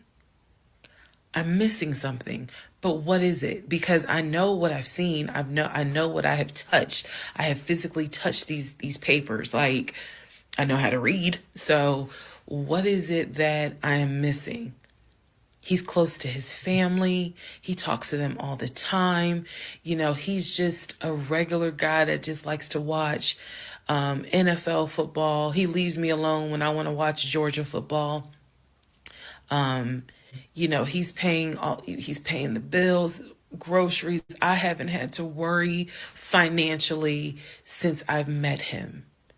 And as a woman who had lived on her own, paying her own bills, my God, that is the most intoxicating feeling when you meet a guy who just takes your stress and your worry away financially. But the downside is he took away the stress and the worry financially away and instead brought a mental fuck job I've never in my life had experienced. And I could not put my finger on it. I couldn't really talk to anybody about it because I'm a big believer in what happens at home stays at home. So I didn't talk to my girlfriends about it. I didn't talk to my family about it. But I just remember being like, what am I missing? What am I missing?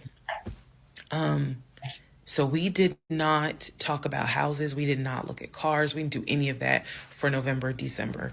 And he came to me like around Thanksgiving, and what I thought was a very open, loving conversation.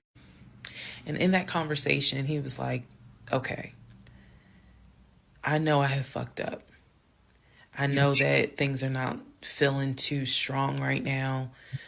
He was like, I want us to get married. I want a home.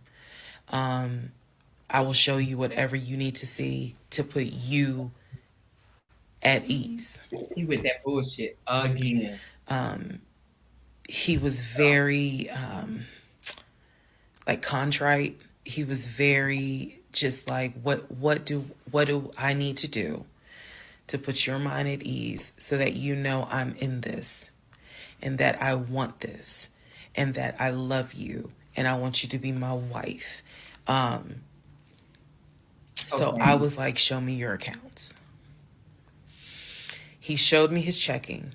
He showed me one of his savings. He showed me a Chase savings.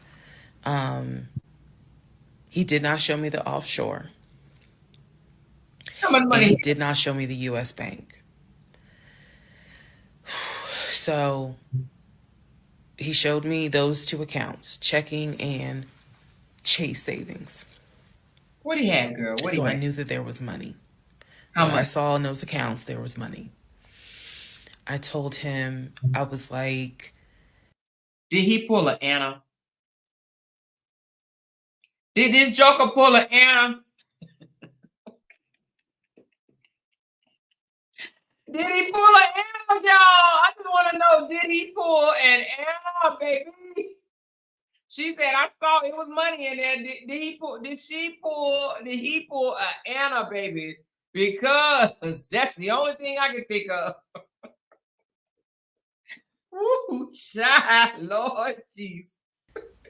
if we're going to buy a house, I want it to be through the mortgage on Chase. I don't want to deal with this proof of funds shit no more. I said, I do not want to look at another house until the beginning of the new year. He said, okay. That is when we then had a conversation. So I guess I lied because we are going to have a part 15 or 16 tonight. But that is when we then had the discussion about marriage. And that is where religion came into play. I know she feels Yeah, dumb. I'll give y'all the other part tonight. Stand by. Oh Lord, I know this chick probably feel dumb as hell.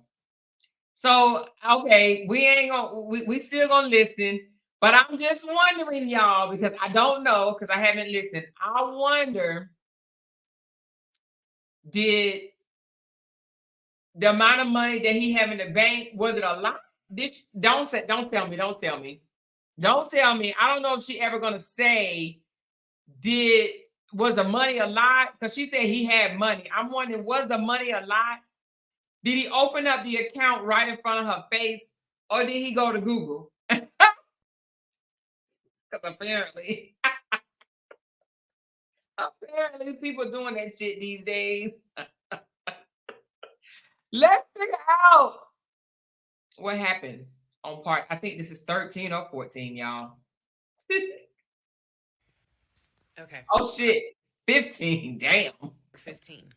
Who the fuck did I marry? Oh, she got it low as So in hell. Hold December of on. 2020, around beginning of December, we had a That's not my fault. It's conversation, low, y'all. It's hers. come to Jesus heart to heart conversation. And both of us had grown up in the church, and the fact that we were not married but living together, the fact that almost had a baby together, bothered both of us. Both of our families, my family and his family, were very adamant. Like, okay, y'all either need to get married or y'all need to separate. And so I'm walking around with a ring on, which I'll post a picture of the ring because, God, there's so much to unpack. But anyway, walking around with the ring. And so he said to me, whatever I need to do my part to make this work, I'm willing to do. At the same time, She said, it what month wasn't that we I in? did not trust I think we still in October, right? Are we still in October? It ain't Christmas yet. him as much as it was. I felt like I wasn't trusting myself because, again, like I said in the previous video, I know what I saw. I know what I've read. I know what I've heard. Um, but fuck, something was not sitting right with me. And every time I would question it, and And let me tell y'all something right quick. Just the fact of hearing her say, God dang it, someone just wasn't right. It wasn't right. It wasn't right. It wasn't right. We be knowing that something is off. We know it. We feel it deep down within. We know when something ain't right. Y'all got to stop ignoring that. When something ain't feeling right, listen, stop ignoring it. She keeps saying it throughout. Damn, something just wasn't right. I know something is not right, then something ain't right then. So stop, pause, and ask questions. You understand what I'm saying? She should have been asking way more questions, but I'm not gonna blame her. Let's continue to go. in my head, the other side of me was like, okay, you know he ain't lying about the money because you saw it. So you know he ain't lying. Girl, are you that? Like, I remember saying to myself, are you that jaded that you don't even know what it's like to have a decent man? Yes, I really had the audacity to have that thought. So we agreed at the beginning of December, like, we wanted to be together. I believe I loved him. I believed he loved me. So the decision was made that we were going to get married. It's still COVID, so we had to follow certain protocol. So we filed our marriage license in Fayette County, Georgia, because you could not get an appointment in Clayton County to save your life. So we filed the marriage license in Fayette County. On our marriage license, it asked the number of previous marriages. He said 1, I had 0. It asked for our social security numbers. He put his social security number down. I put my social security number down. I mentally wrote down his social security number. And I did a background check. I did a background check after I had filed a marriage license. Yes, I know, but I did. The background check, nothing came back. Oh. It was like no results found. I did a criminal background check, nothing came back. So I thought one of two things. Either I had the wrong social, meaning I wrote down the wrong social, or my paranoia was unfounded. There's nothing wrong with him because he has been always throughout the relationship a big stickler about law enforcement, following the law, because his dad was a retired police officer. So this is a guy who would check to make sure my tail lights were working, make sure my signals were working, make sure my oil was good, make sure I had enough gas in the car. So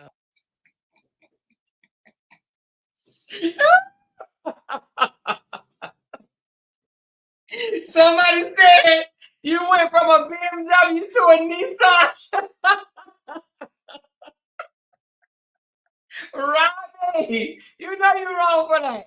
She said you went from a BMW to a Nissan. She was saying something is wrong. Something's just not right. I don't know what it is, but something's just not right. Yeah, you test drove a Beamer and a Audi and drove off with a Nissan. Yeah, something ain't right.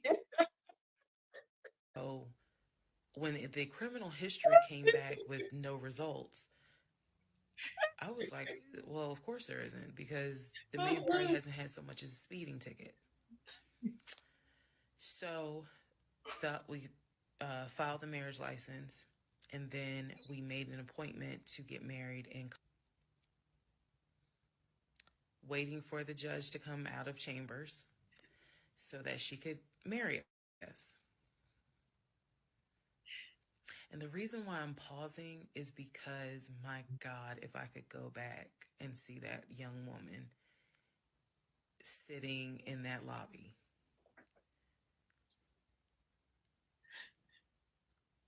Wow. I know we can't go back in time, but damn, if I could go back in time, I would. What? Wait a minute. Hold on. Who was the young lady? Hold on, y'all. Hold on. Who was the young lady sitting in the audience? Did the lady say something to her? Wait a minute, y'all. Let me go back a little bit. I don't know if the lady said something to her. I was laughing. It was like no results found. I did a criminal background check, nothing came back. So I thought one of two things. Either I had the wrong social, meaning I wrote down the wrong social, or my paranoia was unfounded. There's nothing wrong with him because he has been always throughout the relationship a big stickler about law enforcement, following the law, because his dad was a retired police officer. So this is someone who has been this is a guy who would check to make sure my tail lights were working, make sure my signals were working, make sure my oil was good, make sure I had enough gas in the car. So when the criminal history came back with no results, I was like, well, of course there isn't, because the man probably hasn't had so much as a speeding ticket. So we filed the marriage license, and then we made an appointment to get married, and waiting for the judge to come out of chambers so that she could marry us. And the reason why I'm pausing is because, my God, if I could go back and see that young woman sitting in that lobby.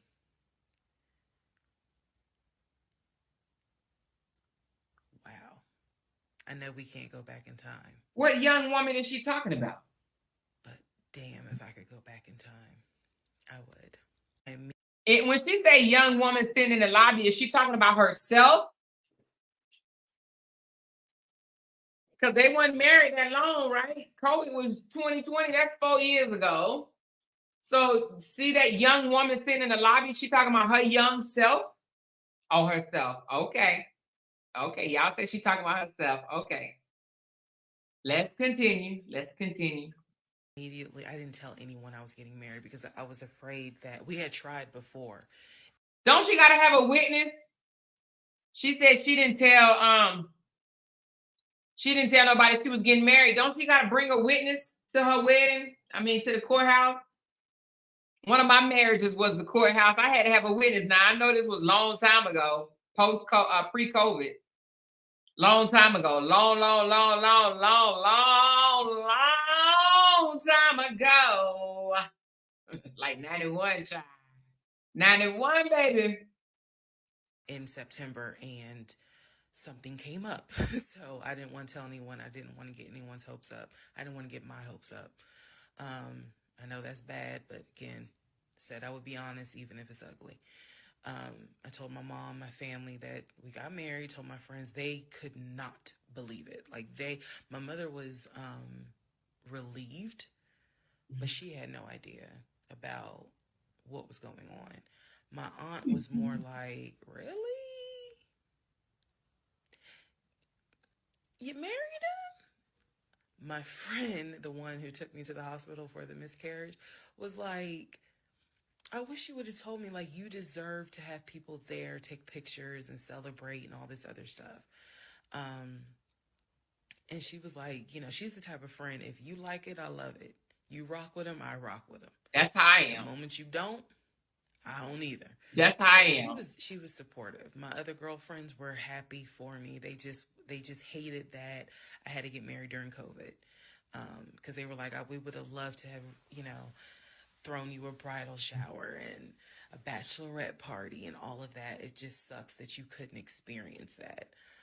So we got married on a Tuesday. On the way home, stopped and got some wings. Went home, and I had to get ready to go to work the next day. Damn. And life. I got married January 5th. By January 31st, I knew I was in trouble. I still didn't know how deep, but I knew I was in trouble. So, to give you all, that should have been another red flag. I'm sorry. I can't get past it. She just said she got married. And on the way home from her wedding, they had wings, baby, wings. She couldn't go to get some lobster or something. They had chicken wings. I would have been mad. He took you to Cheesecake Factory on your first date, and y'all stopped and got wings on your wedding day, girl. In Atlanta, I'm sure they got some nice restaurants in Atlanta. They could have done better than wings, baby. I would have been pissed. Wings, girl. With all the money you just saw in his bank account, because she the one said it was a lot of money. He about to go buy a $750 house, cash money. And he took you to get some wings? Girl, bye. She's settled, okay? She was settling. We need to stop settling. Ain't no way I'm stopping to get some wings, baby. Hell no. Mm-mm. and very, very, very candid idea. Got married January 5th. The normal things that married newlyweds do when we got married completely stopped. And that was not by me.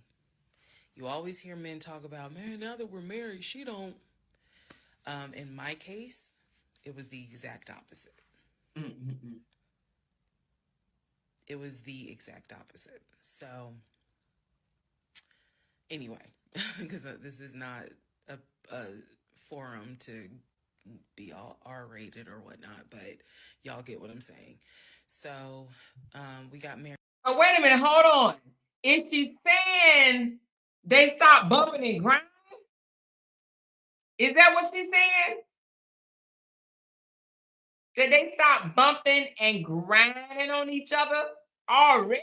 They just got married. They ain't been knowing each other for a year. January 5th. January 6th, I went to work. It was a lot of people congratulated me because it kind of word got out that I had gotten married. January 7th, I filed the paperwork to change my last name. And if you were following me, you can go back like 15, 16 videos, and I talk about how I had to change my name back to my maiden name. But I changed my name within about 3 days of getting married. My attitude was, this is the bed that I made. I'm going to do right by him. I'm going to do right by my marriage.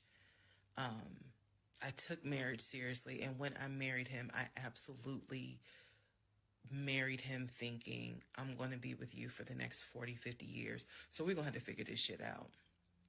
That was my mindset. I did not get married to turn around and be divorced in 6 months. But I got married January 5th, 2021.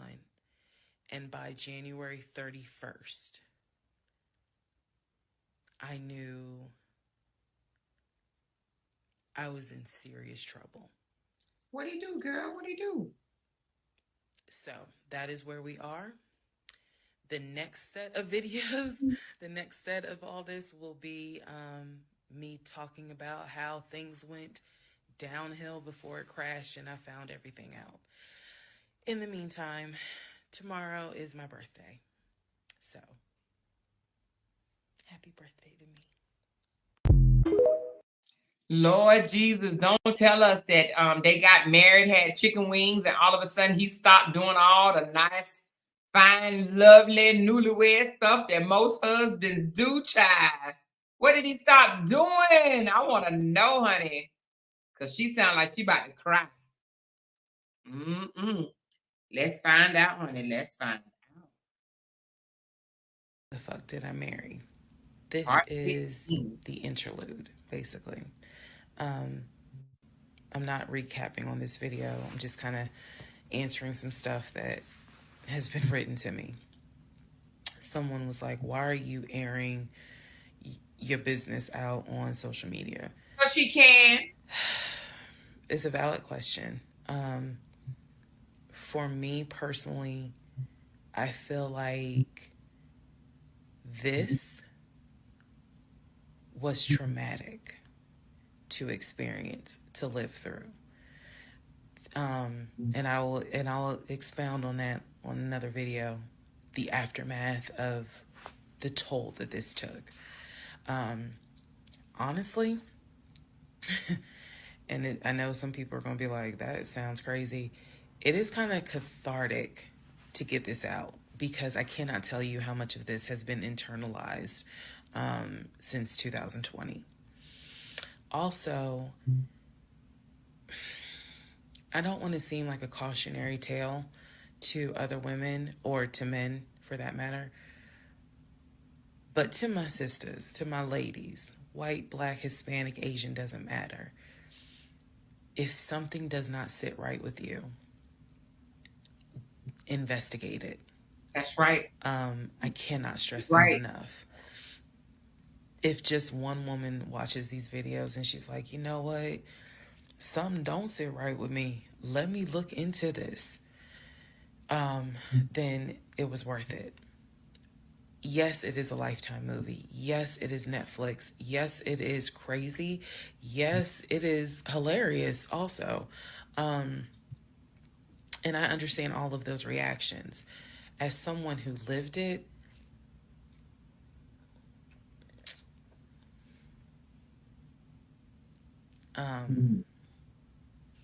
Ooh. it was traumatic.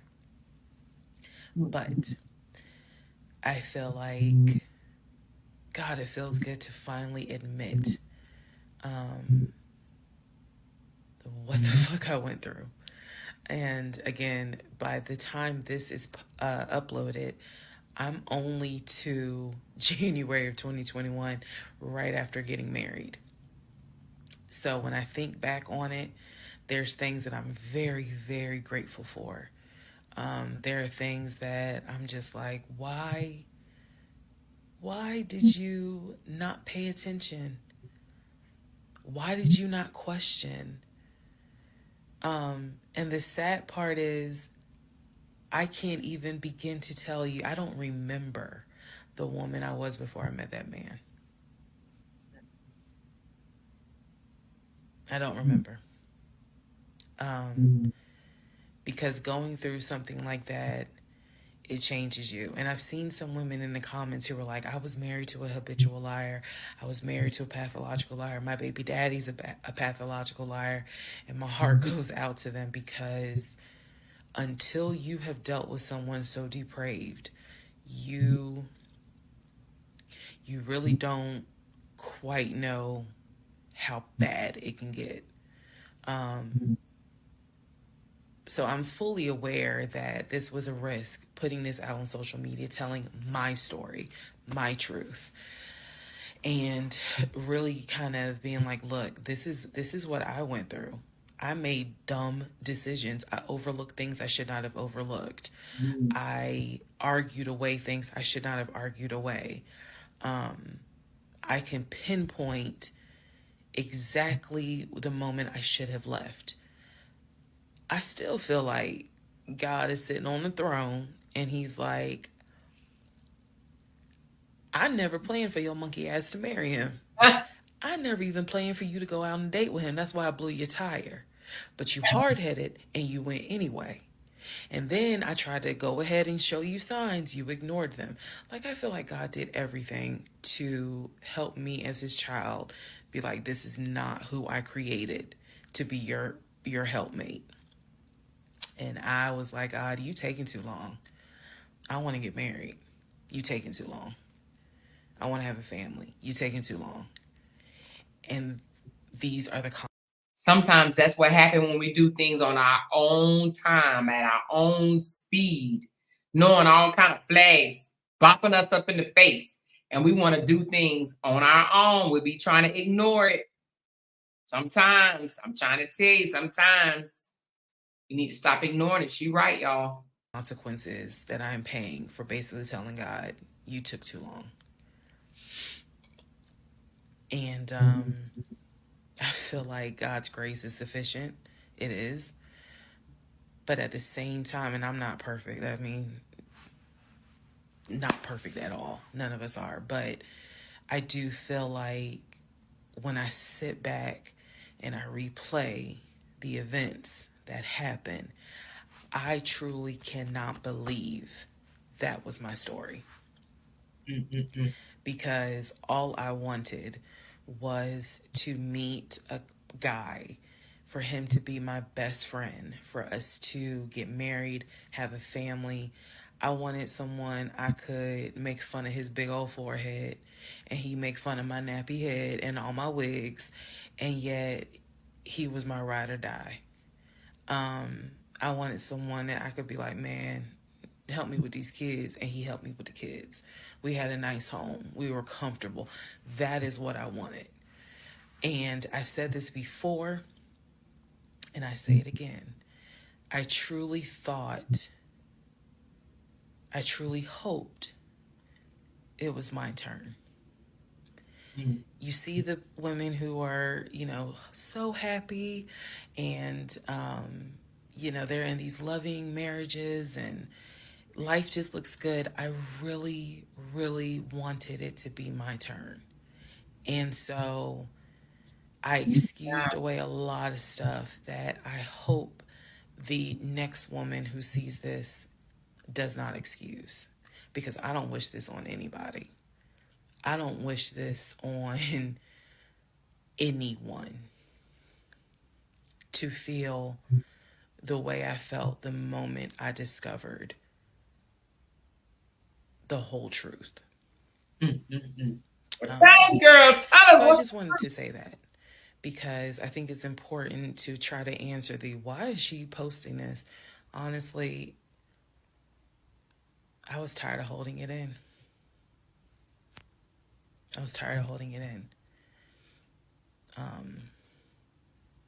And I hope it helps somebody. Okay. Is it helping anybody down there, y'all? I got 162 in the building. Is it helping any of y'all? Have y'all ever came across a crazy old like this that'll try to sell you a dream and be a liar? We need to find out, how did she find out that he was a liar? Like, I'm talking about concrete. How did she find out, y'all? That's what I want to know. Girl, what happened, child? She had to call him on the carpet. I want to know how she called him on the carpet, baby. You hear me? Some of y'all saying, yes, it has happened to y'all. Lord. She said, I can't wait till she get to the part when the light comes on, honey, because you know the light comes on, baby. I want to know that too. She said, some women just quick to judge. Like I said, I lived this. This don't mean I was dumb or stigmatized or low self-esteem. Some men just run good game. I'm educated and beautiful, but got you lived this, Miss Foxy. Lord Jesus. She said she wanted that relationship so bad. She ignored them red flags. She definitely lacked something. It is some people out there that want relationships so bad, especially when they've never found love before. I'm going to knock on wood and thank God, I got married at 18 years old. 18 years old, honey, because somebody told me they love me, child. But, and then I got married again at 22, and now I'm married again. If I ever got a divorce, I wouldn't be gullible, because for one, child, look, I'll be telling Janice and a lot of y'all better enjoy y'all free life. Marriage is beautiful, honey, but child, some days, child, when you could just wake up, walk out your house, grab your keys and walk out the house, and you ain't got to answer damn nobody. You ain't got to tell somebody where you're going when you're coming home. You ain't got to say, I'm about to go drop $5,000. You ain't got to answer to nobody. Y'all better start embracing that life too, honey. Marriage is good. It's better during the holidays. I tell you that. During the holidays, yeah, it's fun. In the wintertime too, honey. It's fun. It's lovable. But girl, child, don't think some days that we don't want to trade with y'all. I'm just keeping it above.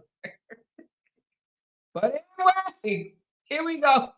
Let's find out what happened next, baby. Woo, child. Mm-mm-mm. Okay, let's all take a deep breath. Let's all get some sleep. If you don't have anything to do and you just want to wish me a happy birthday, wish me a happy birthday tomorrow, February Happy 15th. birthday, girl. Shout out to Team Aquarius. Good night, y'all. Well, we about to find out what's going on. 17. Part 17. Who the fuck did I marry? So, for context and just to clarify some stuff, going forward, I'm going to now call my ex-husband, I'm going to use the name that I call him in real life. So that way it clears up the whole fiance, boyfriend, husband, ex-husband thing. So, his name is Legion. Anyone that knows me will tell you that is what I call him. So, Legion and I, when I left off at part 16, or excuse me, part 15, Legion and I got married January 5th of 2021. For the first 2 weeks, things were fine. We got into like a routine, basically. I would go to work, he would go to work. He was still leaving the house at around 6:15 every morning. He was still on the phone with his brother, the one that lived in Philly, every morning. They would just, that was their time to talk. From what I was told, the brother got off work. I guess he must have worked the third shift. And so he was getting off work as Legion was getting ready to go to work. So that was the perfect time for them to talk. He would talk to his brother in Baltimore and the brother in Augusta. Pretty much, you know, just a quick phone call here and there, if not every day, every other day. So everything was pretty much the same. I would talk to my mom almost every day. I would talk to my aunt almost every day. So it was nothing to kind of, that's weird. That's what the morning routine was. He would talk. So I worked at Georgia State Patrol. And I said this in a previous video, but again, there were things I said in previous videos that I remember saying, hey, remember that because it's going to come back later. So I worked at Georgia State Patrol. I had been working there for almost 8 years, 7 or 8 years by the time Legion got into the picture. He was fine with the fact that I worked within law enforcement. I'm not a trooper. I'm not a sworn officer. I'm a civilian. However, he, again, his dad was a retired police officer. So he was perfectly fine in the beginning with the fact that I worked for Georgia State Patrol. He had been to my office before. He had met some of my co-workers. Obviously, even with COVID, because I still had to go into the office 2 or 3 days a week, he had been up there. So the friend who took me to the hospital when I had my miscarriage has met him. He and I have been to her home with her and her significant other before. So again, even in the world of COVID, when there were little times where you could get together with people, he has met people in my life. He has met my friend, or that particular friend, and he has met some of my coworkers. So when we got married, the first 2 weeks, like I said, was fine. And then it's as if something snapped. Something just changed. What was totally acceptable before, suddenly little comments were made. Why are you wearing that to work? You get off at 3:30, so you'll be home by 5, right? Things that had never happened before. He had never questioned what time I'm going to be home. Really, he didn't need to question it because when I'm off work, I leave. So it was never a situation of, oh, I'm going to just sit around at work and just run my mouth because I have nothing to do. And then it turned into, you know, he would call me every day from work, and I'm going to demonstrate how those phone calls went, but he would call me every day from work. And if he even so much as heard a male voice in the background, he would have little comments to me. Who was that? Are they in your office? You know, man, you know, I never know who's around you. because it seemed like every time I call you, I have the hiccup, sorry. It seems like every time I call you, there's some man around. And I'm just like, you know, I can't stand no jealous man. I can't stand no jealous and insecure man. It's a turn off. Like, ew. It make you just want to gurgitate. Like, I don't like no insecure ass man. I need that man to be just as secure as I am. That would have irked my nerves. Like, who is that around you? Why every time I call you, there's a male voice around you? I would have been ew, like that's a turn off for me. Yeah, I would have had something to say about that. Oh, I don't like that at all, honey. Mm-mm. at first I kind of shrugged it off. I laughed it off because it really truly was absurd to me. Um, but then it became a bit more frequent. And so I really just didn't feed into it because I'm like, I don't know if this is some insecurity. I don't know if this is Yes. jealousy because nothing has ever been done to make you feel any sort of insecure type of way. I've never. Robin said, did they say where they met? They met on Facebook Love, Facebook Like, Facebook Hookup, something like that. Some type of Facebook Let's Hook Up channel, dating channel. Never entertained another guy, never flirted with another guy. Like, I don't know where this is coming from. So it is also important to note we got married January 5th. Things started changing around 2 weeks later. And the reason why I know it's 2 weeks is because I had recorded an audio diary on January 21st is the date of the audio diary. And I talk about how maybe I had unrealistic expectations because it seemed as if things were changing with he and I. So 2 weeks pass, he starts making little comments. End of January comes, he informs me that he wants to start looking for a house again. I had no real desire to go through that process. So what he decides is that he's going to look for a house for us using his friend, the realtor, the one I did not meet. So he tells me that he and his friend have been talking and he's going to start looking at houses. And what he's going to do is basically, if he feels like it's a house I would like, then he wants to show it to me because he feels like, I know that your attitude really isn't, you're in the mood to look for a house. So I'm going to start looking. And then if I think it's a great house, then, you can come see it. And I remember thinking, that's not going to work. You're not going to choose a house without me. And he was like, no, I'm not going to choose the house, but I just think that, me and old boy have been talking. And so he has some houses that he is representing. He wants to show me. So why don't you let me look at it? And if it's worth the time, then I'll bring you to look at it. So he already had some sort of plan in place after talking to his friend about how he's going to start looking at houses. This is the end of January 2021.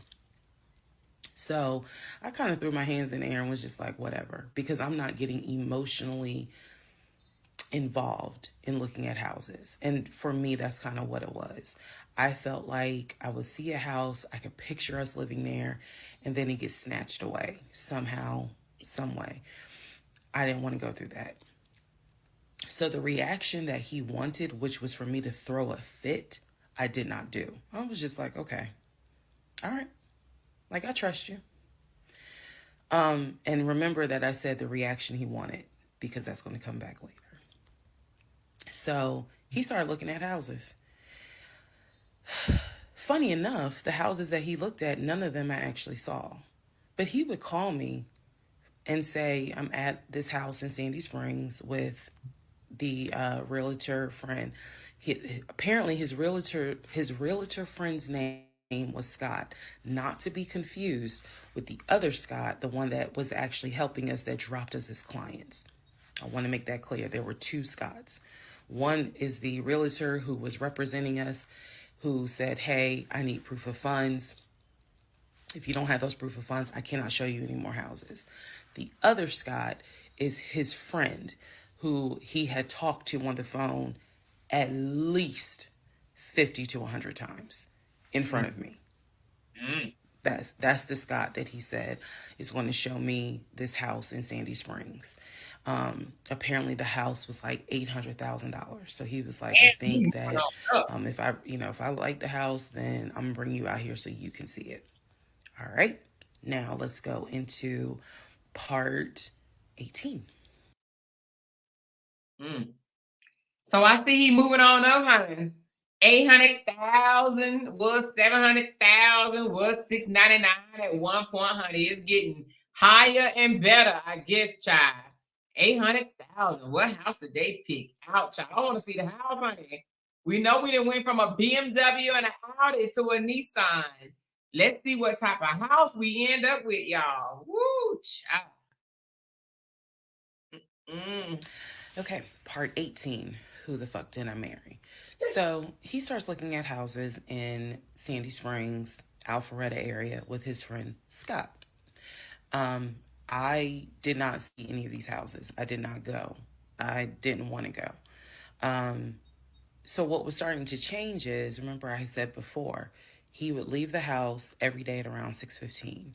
He would be home every day between 3:30 and 4 o'clock without fail.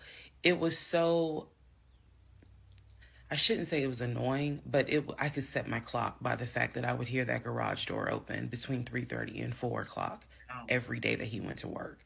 Even during lockdown, he still had to go to work. His job was only locked down for maybe a week. For me, I was allowed to work from home, but unfortunately, I did not handle it well. And so I would fall asleep and not check email. So my boss was like, yeah, you're going to have to come back to the office because you're not trustworthy. And I wasn't. I mean, I would watch Netflix and not even be on my computer. So I had to start going back to work every day, 5 days a week. And I was, me and another lady were the only two in there because we were the only two who did not handle work from home properly. Anyway, that's another story. So Legion would, he started to not come home by 4 o'clock. He started to come Legion. home 5, 5:30, 6:30, sometimes 7 o'clock, because he was saying that he was looking at houses after work with his friend Scott.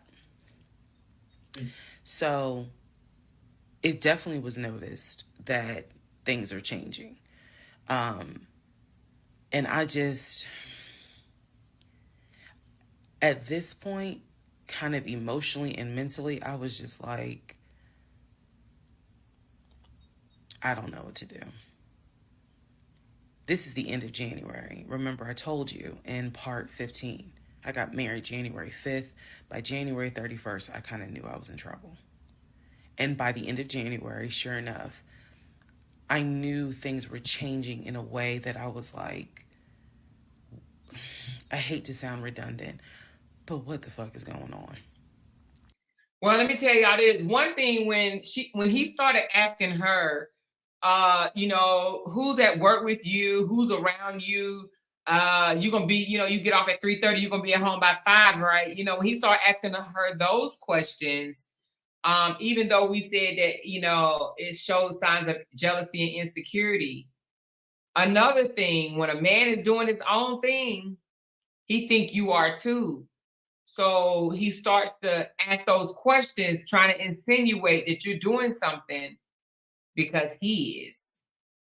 Keep that in mind. Sometimes, we might think that, oh, he's just being a little jealous, or he loved me so much that he's asking me these questions. No, it's just that he's doing it and he's figuring, damn, if I'm doing it, she could be too. You know what I mean? But we don't know that yet. Let's just continue on. So he's still maintaining the story of looking for a house, looking for a house. I had already let him know my lease is up in August. When my lease is up in August, I am moving to Cobb County. And then my attitude was kind of like, you can go with me or you can stay here. I don't care, but I'm moving. I'm leaving Clayton County. The reason why I was so adamant to move was not because of Clayton County. It was not because of the house that I was in. It was because Legion had started to create this narrative that he was beefing with my female neighbor. He was trying to get me to believe that my female neighbor to the left of me somehow was interested in him.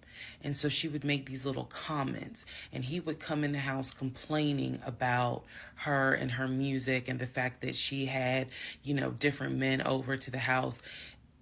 It was driving me crazy. And all of Because why would he care?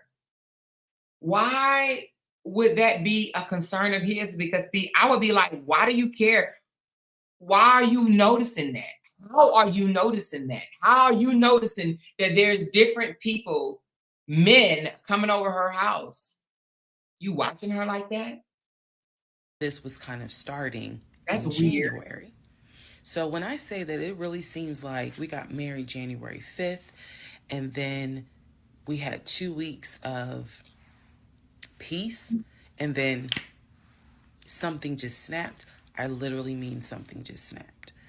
So he's looking at houses. Now we're moving into February. February obviously is my birthday month. He did good. He did good to make Valentine. He went all out for Valentine's Day. He went all out for my birthday. My birthday and Valentine's Day are February 14th and February 15th. So he went all out on both days. Y'all ain't even gonna believe this story. But I said I would share even when it makes me look bad. So, the weekend after my birthday, and what I mean by that is if my birthday was on a Tuesday, we're talking about Saturday. The weekend after my birthday, he gave me money to go to the nail salon, go get a manicure and pedicure. So I leave the house. I take his car. His car was in the driveway. We had a key to each other's car because, again, we're married at this point. We're talking February 2021. So I take his car and I drive to the nail salon over in Morrow. I'm in the chair getting a pedicure, and I get a text message from my husband saying, someone was just at the house looking for you. And I'm like, who was looking for me? Who was it? And he said, I don't know. I think it was some, this is through text. I don't know. I think it was some dude you used to mess with. Okay. I was like, what are you talking about? He was like, I'm telling you, some guy just came to the house looking for you. I told him you were not here. So at this point, y'all. What? What? Some guy that you used to mess with just came knocking on the door, and I told him, come back in 30 minutes. She'll be back. She's not here right now. She's going to get her nails done. But if you come back in about half an hour, she'll be here, and I'll have dinner ready for the both of y'all. Like, what the fuck? Woo, honey. I'm in the chair at the salon. I'm freaking out because I'm like, who the fuck has the audacity to come to my home unannounced, uninvited, talking about they're looking for me? Especially because before I met my husband, I was working the last shift at Amazon as a part-time job. So I had not dealt with, dated anything with anyone for about a year before I met him in March of 2020. So I really was like, who the hell is this coming to my house? So I finished the pedicure. I head home. Once I get home, I'm like, what are you talking about? What happened? And so I'm frazzled in a way. And he's calm. He was like, yeah, it was a black Dodge Charger. They pulled into the driveway. They backed in. They backed in as if they had been here before. So clearly this was someone who's been to your house. He got out the car. He said, I opened the door and I went out there and I said, is there something I can help you with? And he said, the guy said, I'm looking for, and gave him my name. And he said, I'm sorry, she's not here. And he said, he was like, oh, okay. All right then. And just got in the car and drove off. And I was like, my brain stopped working because I'm thinking, who the heck could this be? A Dodge Charger? I was like, are you sure that it wasn't law enforcement? Like, was it the sheriff's office trying to serve me with a lawsuit for a credit card I didn't pay? He was like, no, he was in regular clothes. He was like, and it was not a police car. It was on a marked unit, basically. And so I'm just like, who the heck could this be? And he was like, I know who it was. And I said, who? He was like, I think it was your ex. I said, what ex? He was like, the one that you had dated for 2 years. Remember back in like part 3, part 4, I told y'all, he told me about his ex. I told him about mine. I thought we were being honest with each other. So now, fast forward to February 2021, and he's telling me, yeah, I think it was the ex that you had been dealing with for those 2 years before you met me. I said, so you think that he showed up to the house uninvited after 2 years? And he was like, well, whoever it was clearly was comfortable backing into our driveway, getting out the car, and was like, I'm here to see, and gave him my name. And so he was like, she's not here. Is there something I can help you with? And the guy was like, no, it's cool. And then just got in the car and drove off. So, It's too. Again, brain is like, who could this be? So then Legion says to me, you know what? The way that you reacting to this is real suspect. And I'm like, what are you talking about? He was like, you over here freaking out. I told you I took care of it. I told you it was fine. And you over here freaking out, which makes me wonder, what have you been up to? Now, let's go to part 19. I would have been like, dude, what? You just told me a dude in a black Charger from 2 years ago backed into the driveway asking for me. What you want me to do? Flip? I mean, what did he want her to do? Call 911? Legion, what's wrong with you? What is wrong with you, Legion? He's special, honey. Okay, part 18. Who the fuck did I marry? So he says to me, It's supposed to be the part. way you're acting is real suspect because I told you it was fine. I took care of it. He was like, I ain't even worried about it. He was like, obviously, that nigga didn't know that you now married, that you've moved on. And so now he knows it. But for me, it was the fact that I don't do pop-ups. Don't come to my house unannounced. So if someone has done that, for me, it automatically feels like a violation and it feels like it needs to be addressed. So it was not as simple as, I already took care of it, it's fine, let it go. Nah, we ain't letting nothing go because you don't have my permission to show up to my house. And before this turns into something where I'm going to be on Fox 5 News, I need to address that with you because that is not okay. So he didn't like the reaction I had to the story he told me where someone basically disrespected my home. And he felt like my reaction was really suspect. So what I'm gonna get into the little details that he did not know about. So he tells me again, it was a black Charger, a black Dodge Charger. They backed into the driveway.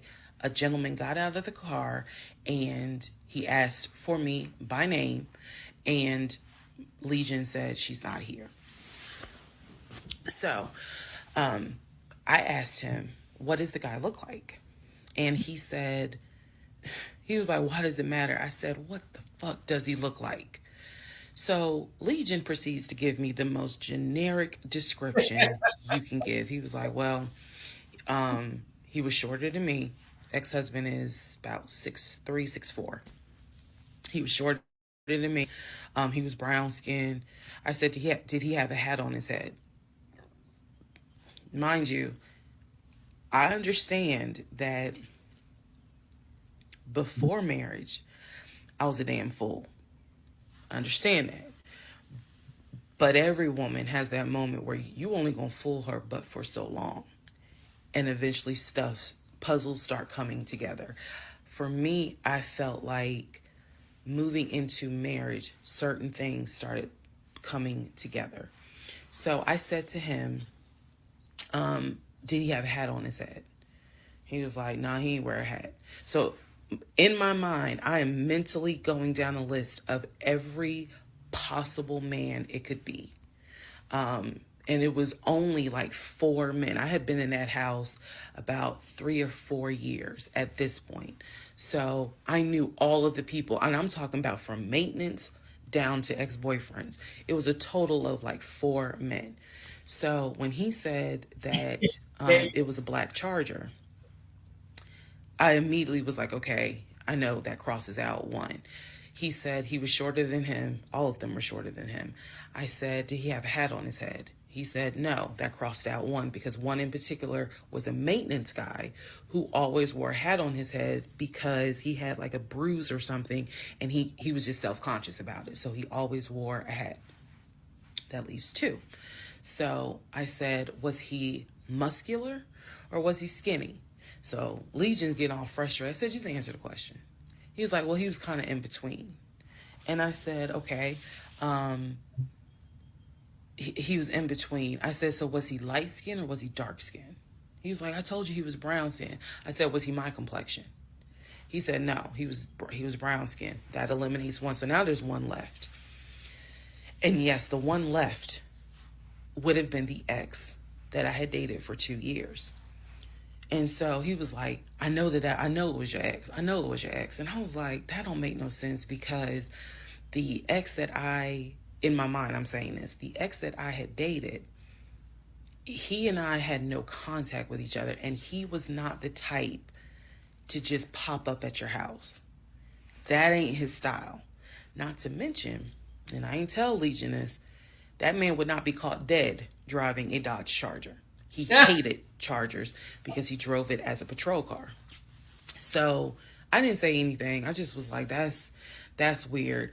So what Legion didn't know is that at the time I had a security system. So I had a security system. Don't say she had a security system with a camera. Oh, Lord. Let's find out. Let's bust this Negro in his lies, y'all. Hold on, y'all. Here we go.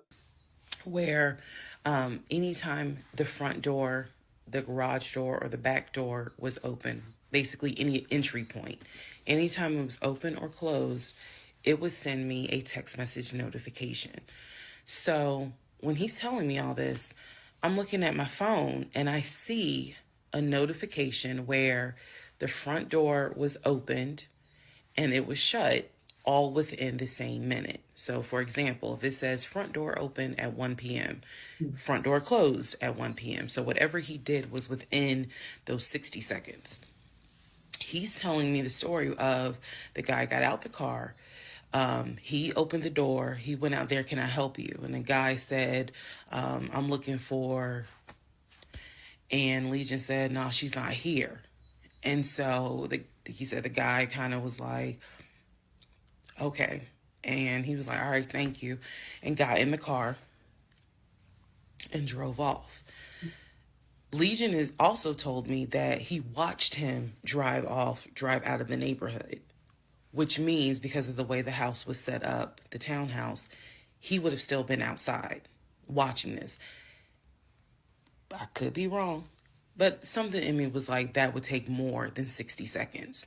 So for the door to have been open and shut within the same 60 seconds, I was like, okay. So also what he didn't know, we didn't have a Ring door camera, but my neighbor did. And her Ring door camera caught my driveway. the view of the camera could see my driveway as well as her driveway, and so whoever was coming in the door, our driveways were right next to each other, and then on the other side of it was the grass. So it was a perfect view of my driveway. So she, I had texted her and I said, "Hey, were you home?" I think I texted her the next day because I said, "Were you home on Saturday?" Da, da, da, da. And she said, "No, I wasn't. What's up? Everything good?" And I said, "Can you look at your security system and see if there was a car that came to my house at such and such time?" And I know I did not tell her the reason I was asking, but I was like, "Is there any way that your security camera caught if someone came to my house at this time on Saturday?" She's like, "Yeah, sure, I'll look." And so maybe about a couple of hours later, she texted me back and said, "Hey, I looked at the camera, but I didn't see anything." And I said, "Okay, by any chance, did it catch if someone maybe walked up the driveway? Like maybe it wasn't a car in the driveway, but someone walked up." She said, "I didn't see anything with your driveway yesterday." So I said, "Okay." And I knew that something in me again was like, nobody came to the house. So now here we are, a month and a half married, and now is when I'm like, why the fuck did he make that up? Because no one came to the house. Because he's a liar, remember? No black Charger came to the house, backed into the driveway. Nobody got out the car and asked for me. Nobody was looking for me. So now I was sitting in the bedroom thinking through all this, and I'm like, why the fuck did he make that up? Because that's what happened. I'm looking at the text messages on my phone where he's telling me someone just came to the house looking for you. But no one came. So what was the purpose of that? And then something said to me, something in me said, he wanted to see your reaction. He just wanted to see the reaction. You had been too calm, and so he wanted to see a reaction. So this man gaslit me like I was Georgia Natural Gas just to get a reaction. No, he lied. Welcome, ladies and gentlemen, to part 20 of Who the Fuck Did I Marry? It seemed like she get mad over that look. I'm just wondering why she ain't confront him about, look, I just looked at the camera and there ain't nobody in the driveway. So, man, let me tell you something. I'm the type of person that will call you out on your lies. I would ask so many questions the way you would have to come out and tell me you lying. I'd be like, well, what? Why can't show me on the camera? Show me where the person is. Show me the car. Because right here, what time did you say he came? Okay, here go the camera at 6 o'clock. Why ain't nobody on my camera at 6? Man, I've been a car. Honey, that night he wouldn't got no sleep. You hear me? Because I would have been like, hold on. I'd have been like, hold on. And I would have told him that I'm about to ask the neighbor to see her camera. He wouldn't have pulled that shit on me again. I'm telling you, I would have pulled out the camera on his ass. I would have been like, wait a minute, why I don't see it? Why it ain't there?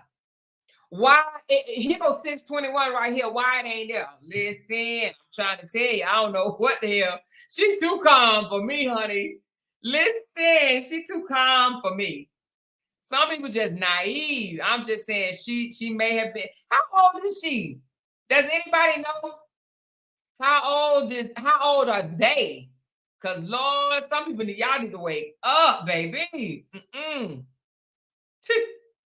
Okay, this is our last one for the day, y'all. Last one for the day, baby.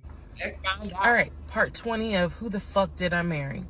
So after the black Dodge Charger incident, things were quiet. Legion was fine. Legion slept just fine. Me, that shit played over in my head for days and days and days. On one hand, I was like, I know nobody came. My head knew nobody came to the house. My heart was like, but you didn't confirm. but maybe he didn't make it up. So the head and the heart were absolutely playing a tug of war, because again, I really couldn't fathom that he was making it up. Oh my God. But nevertheless, I filed it in the back of my mind. Now, I'm about to be mad at Teesa now. God damn, how many times are you going to sit here and say, well, maybe he didn't make it up? Like, girl, you went from an Audi BMW to a damn Nissan. You went from 25 houses to 0. And you still saying, well, maybe he didn't make it up? Teesa, what? What? In my little filing cabinet, my mental filing cabinet. So a few weeks later, we go out to eat at this restaurant in Atlanta. It's a burger place, and I'm going to do my best by the time I post this to put the name of the burger place on the screen. So we go to the burger place, eat dinner, everything was fine. As we are leaving, he says to me, did I ever show you where my grandmother's buried? This is the grandmother that passed away from COVID in 2020. And I said, no. I was like, we haven't been over here. And so he was like, let me show you. For them that, listen, then in mid-30s, oh, well, I thought she was older than that. But listen, for him to have a whole lot of money, $750,000 cash in his bank account, minimum, right? Taking me to eat wings and burgers ain't adding up. For $750,000 cash and you still working, she ain't told us about no lavish restaurants that they done been to. You ain't about to take me to eat burgers and fries and chicken wings. Now, I'm not saying I would never eat that, but the amount of money, the caliber of the amount of money that he makes, oh no, she gonna be throwing out some good name restaurants. I'm about to eat burger, fries, and wings and pizza and shit, and we sitting on $750K in the damn bank. I'm just saying, come on now. I haven't heard not one nice fucking luxury restaurant yet. And we eating burger, fries, and wings on our wedding day, and you got $750K? What? So he drives us to the cemetery, which is... When you make more money, you eat better. I'm telling you, you do. Listen. Let me stop. I ain't even gonna say it. Let me stop. You just eat better. You don't eat at all the places that you used to eat. When you making money, some of them other places you get turned off from. I'm just letting you know, honey. You just don't. Not far from the restaurant. He drives us to the cemetery, goes around and around, and then it comes to like a little hill in the cemetery. And he was like, you see the headstone. The headstone had like the family name on it. And it did not have, for example, John David Doe. It just had Doe. Okay. So there were no dates on it. So it reminded me of just a headstone where it was probably multiple family members buried underneath it. That's what it reminded me of. And so he was like, my grandfather and my grandmother are buried there. I do recall him telling me when the grandmother died in 2020 that she wanted to be buried next to his grandfather.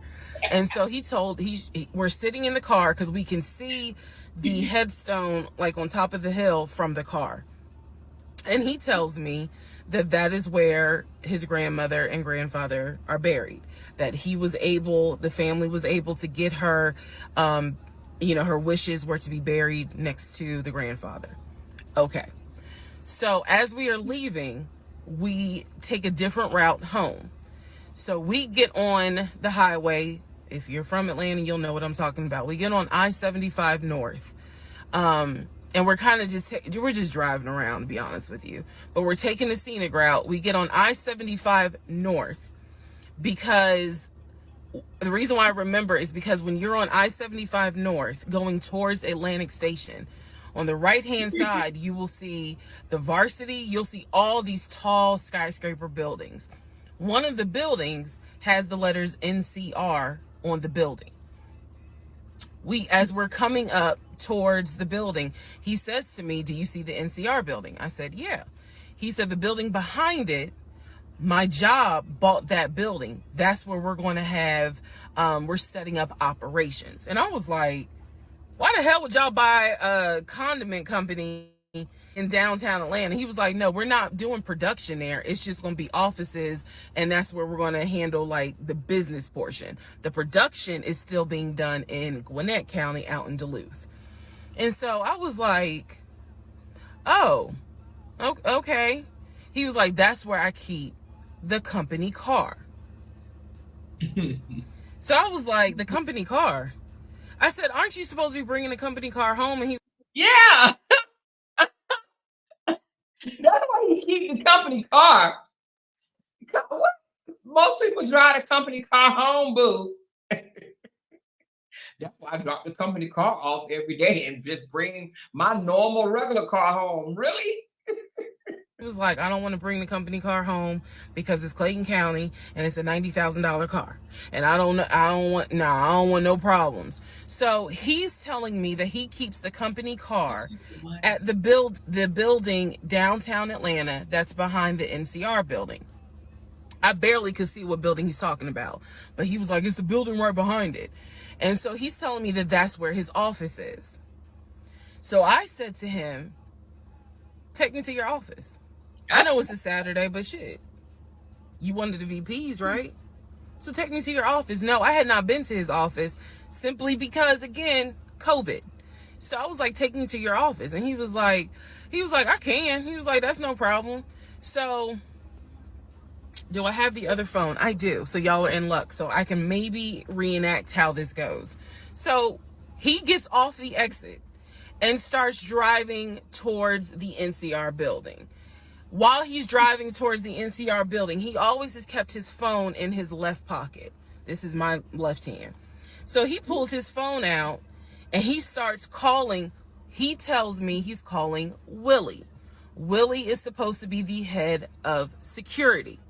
So he's saying, let me call Willie real quick to make sure that the building's open. Somebody said he knew she was slow. So he proceeds. This is another phone. But he proceeds to go ahead and call Willie.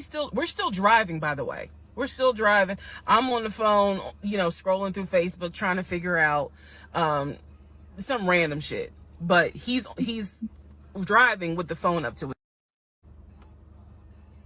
So, driving with the phone, next thing I hear, hey, Willie, it's Legion. Hey, how's it going? I'm good. Hey, is the building open? No, I just want to take my wife up there so she can see it and see my office. Are you up there right now? You're not? Okay, is Mr. Justin working? Okay. So is there anybody up there that can physically open the building? Because I don't think my badge is going to get me at least in the front door because of it's on the weekend lock. Okay. Okay. All right, let me know. All right. Thank you, Willie. Bye. Candy Girl said he found a duck and he quacked her ass. She had to be something because I'm tired of Teesa saying I just said, well, maybe he's telling the truth.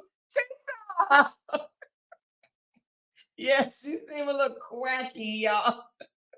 Let's see what happened with Willie. Free Willie. Y'all see how I did that? He's having this whole conversation while I'm sitting in the passenger seat. So then he gets off the phone and he says to me, Willie is not working and Justin apparently called out sick. So the building is locked and my badge won't get us in the front door. He was like, Willie's going to see if there's someone else that can open the front door so we can actually get in. He's like, my badge will get us on the floor, but it will not get us in the front door. No one ever called. So when he Tinker said, Candy, she was quacked before he got her. He's getting off the highway, he basically turns onto Spring Street. Again, there's all kinds of shit I distinctly remember. He turns onto Spring Street so that he can then get on 75 South so we can go home. Never saw the office that day. But again, this is where he's saying that he keeps the company car. So when we get to part 21, I'll kind of go into detail about the whole company car a little bit more. Y'all, now why I want to hear 21. Why do I want to hear 21? Okay, so listen. When Legion said, called Willie on the phone and said, my badge won't work, the building is locked down. Why don't you just didn't say, well, just take me up there. I just want to see the company car. I just want to see the company car. I just want to see what you end up getting. Because he didn't get it the day that they went to the car dealer. Remember? It was some shit that happened. I would have been like, I just want to see the company car. Let me just see that. He wouldn't have been able to just call Willie. He the VP and he can't get in. What type of job is the building is locked down? Okay, the building is locked, whatever. Let me just see the car. I want to see the car. Let's look at number 21, y'all. Let me see if I don't even know if I have it on here. Let's see. Do I have 21 on here? Part 21, who the fuck did I marry? So, the company car apparently was a charcoal gray BMW. I believe it was a 5 Series. It was a 5 Series. Oh. I don't know much about the sedans. Y'all know I wanted the X5, dark blue with the cognac interior.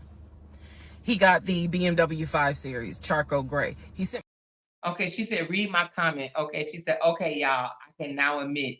She was a little off. I was nowhere this native. I digress. You win. Miss Foxy Lady said, I was trying to be there for her. Now, something ain't right with her, but we're going to find out, y'all. We're going to find out. Me a picture of the car. So I did see a picture of the car. After this whole NCR building, take me to your office, that is what he's claiming, is that he leaves the company car at that location. He's saying that he drives from Riverdale to Midtown, switches out cars, and then drives from Midtown to Duluth. Those that don't know how Metro Atlanta is, basically Midtown would be in between where we live and Duluth. I only know that he left the house every day at 6:15. I know that I never physically saw the company car come to our home. Saw a pictures, plural. Oh God, girl. So when he told me that he got a BMW 5 Series, keep in mind this is after I had been promised a dark blue X5. So I was a bit salty. I don't care if it is a company car. I was a bit salty. I will admit that. Because I felt like you get to drive the car that you know I really want, which is a BMW. And so he would call me from the car. He would tell me, yeah, I may just drive home in this car and not switch back to his personal car. He's like, I don't know. He did that a lot. And I realize now in 2024, he did that because he knew how excited I was to actually see the car. Because shit, I wanted to test drive it myself, to be honest with you. And he knew that. So, girl, you so reactions. So he would say stuff like that, like, man, I'm so tired. I might just drive the company car, go ahead and go home. And then, just let me park it in a garage type thing. So eventually he stopped doing that because I didn't want to hear nothing about that car. I'm driving a Nissan and you driving a BMW after you promised me a BMW. So I don't really want to hear nothing about it. So in terms of the company car, I did see that it was according to the pictures, a charcoal gray BMW 5 Series. If you're asking me the exact model, I don't know. But I know it was a 5 Series because I know the 7 Series is slightly longer. So it was a 5 Series sedan. So after the whole situation with the cemetery to see his grandmother and grandfather's headstone, Then there was the NCR, the office is open. Oh, it's not open. Justin ain't working. Willie ain't working. Willie's supposed to be head of security, All them lies, girl. but he ain't working. Okay. So at this point, I'm already numb. It is important for me to point out how numb I became dealing with him. Mind numbing, because I just got to a point where it was like, there's always something. There's always something. So of course we're not going to go to the office because there's going to be something. So this is the end of February. My birthday had already passed. There clearly was tension on my end, not so much tension on his end. So I get home a couple of weeks later. We are now in the beginning of March. This is something personal about me. The only way you would know this is if you know me. I have been dying to go to London and Paris. I had a layover in London when I did a study abroad, but it's not the same. I want to go to London and be a whole tourist. I don't care. I want to see Buckingham Palace. I want to see the Tower of London. I want to see Paris. I want to see the Palace of Versailles. This is something, if you know me, you know, she wants to see Paris. She wants to see London. So I get home from work. This is the beginning of March.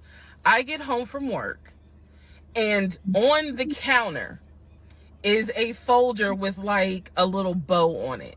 And I'm like, oh, what is this? Is this like mail? Like, was this something that you got at work? He's like, nah, it's a surprise for you. I open up the folder. Inside the folder is like a trip itinerary. It is not an actual booked trip. It's like an itinerary.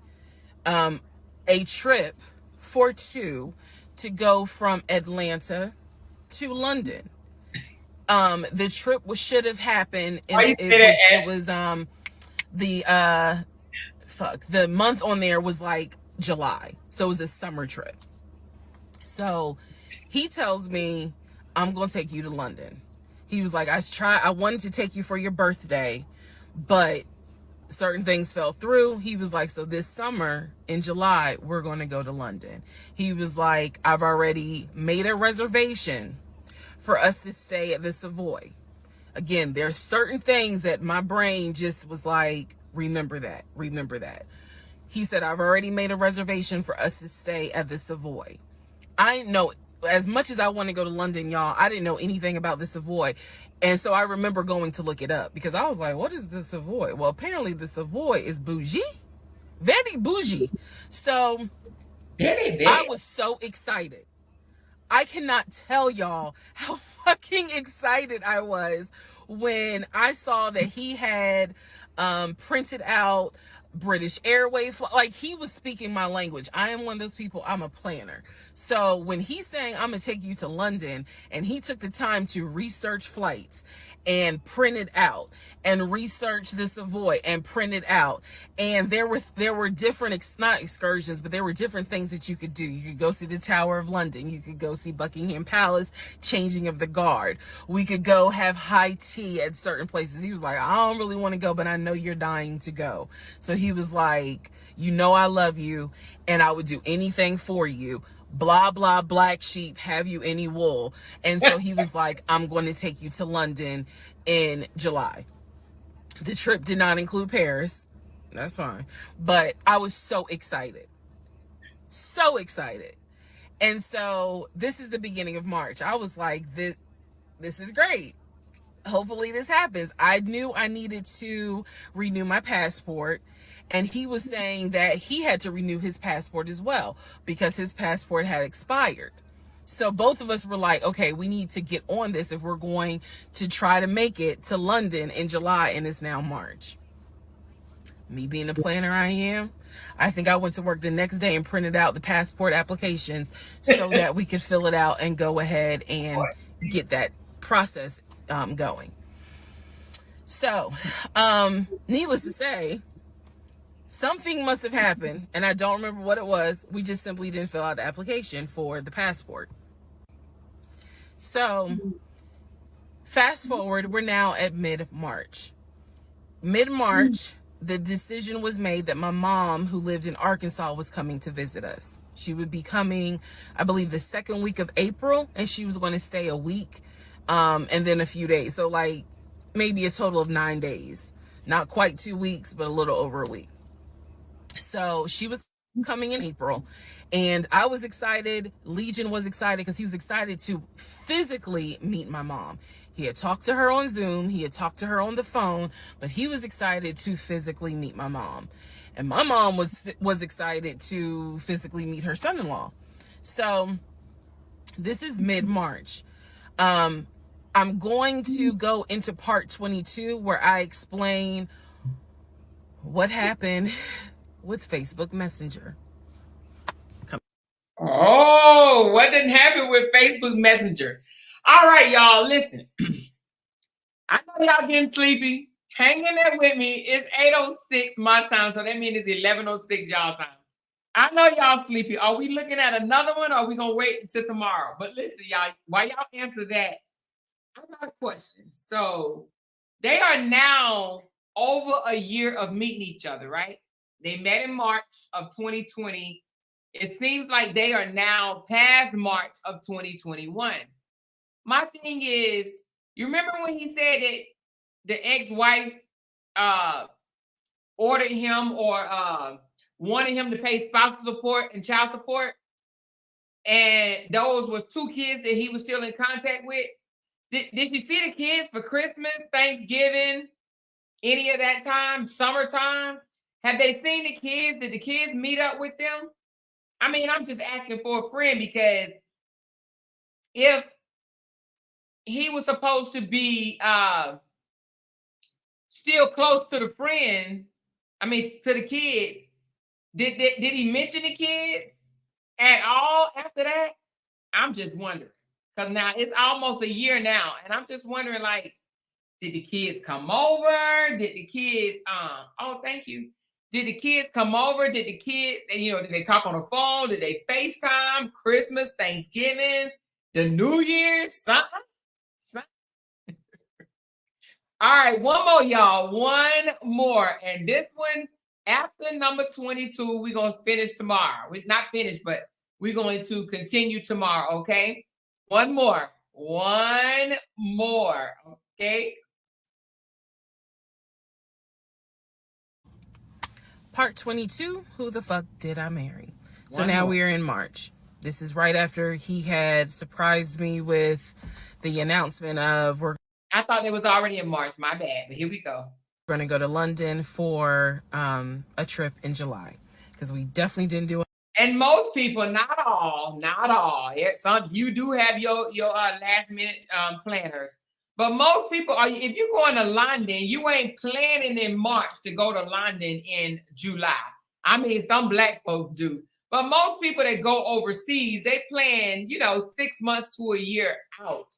You don't say in March, I'm going to London in July. Not on no real trip. Maybe just to touch down, look around, and get back on the plane. But if you're trying to actually plan some shit, you plan months and months and months and months ahead of time. You don't wait 3 months and go and plan a whole trip to London. I'm just saying. Okay, here we go. Honeymoon.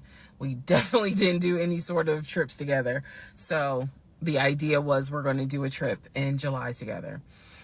One thing about Legion was that he was the guy who was like, I have nothing to hide. I don't lie. I don't like liars. If we're in a... And we heard that. Oh, Jesus. Raise your hand if you have heard, I don't lie. I don't like liars. Have you heard any of that before? I don't even like being around liars. I'm allergic to liars. I don't get along with liars. Okay. I wonder who says stuff like that. Relationship, then everything should be out in the open. So I've always had his cell phone passcode. Never felt the need to look through his cell phone.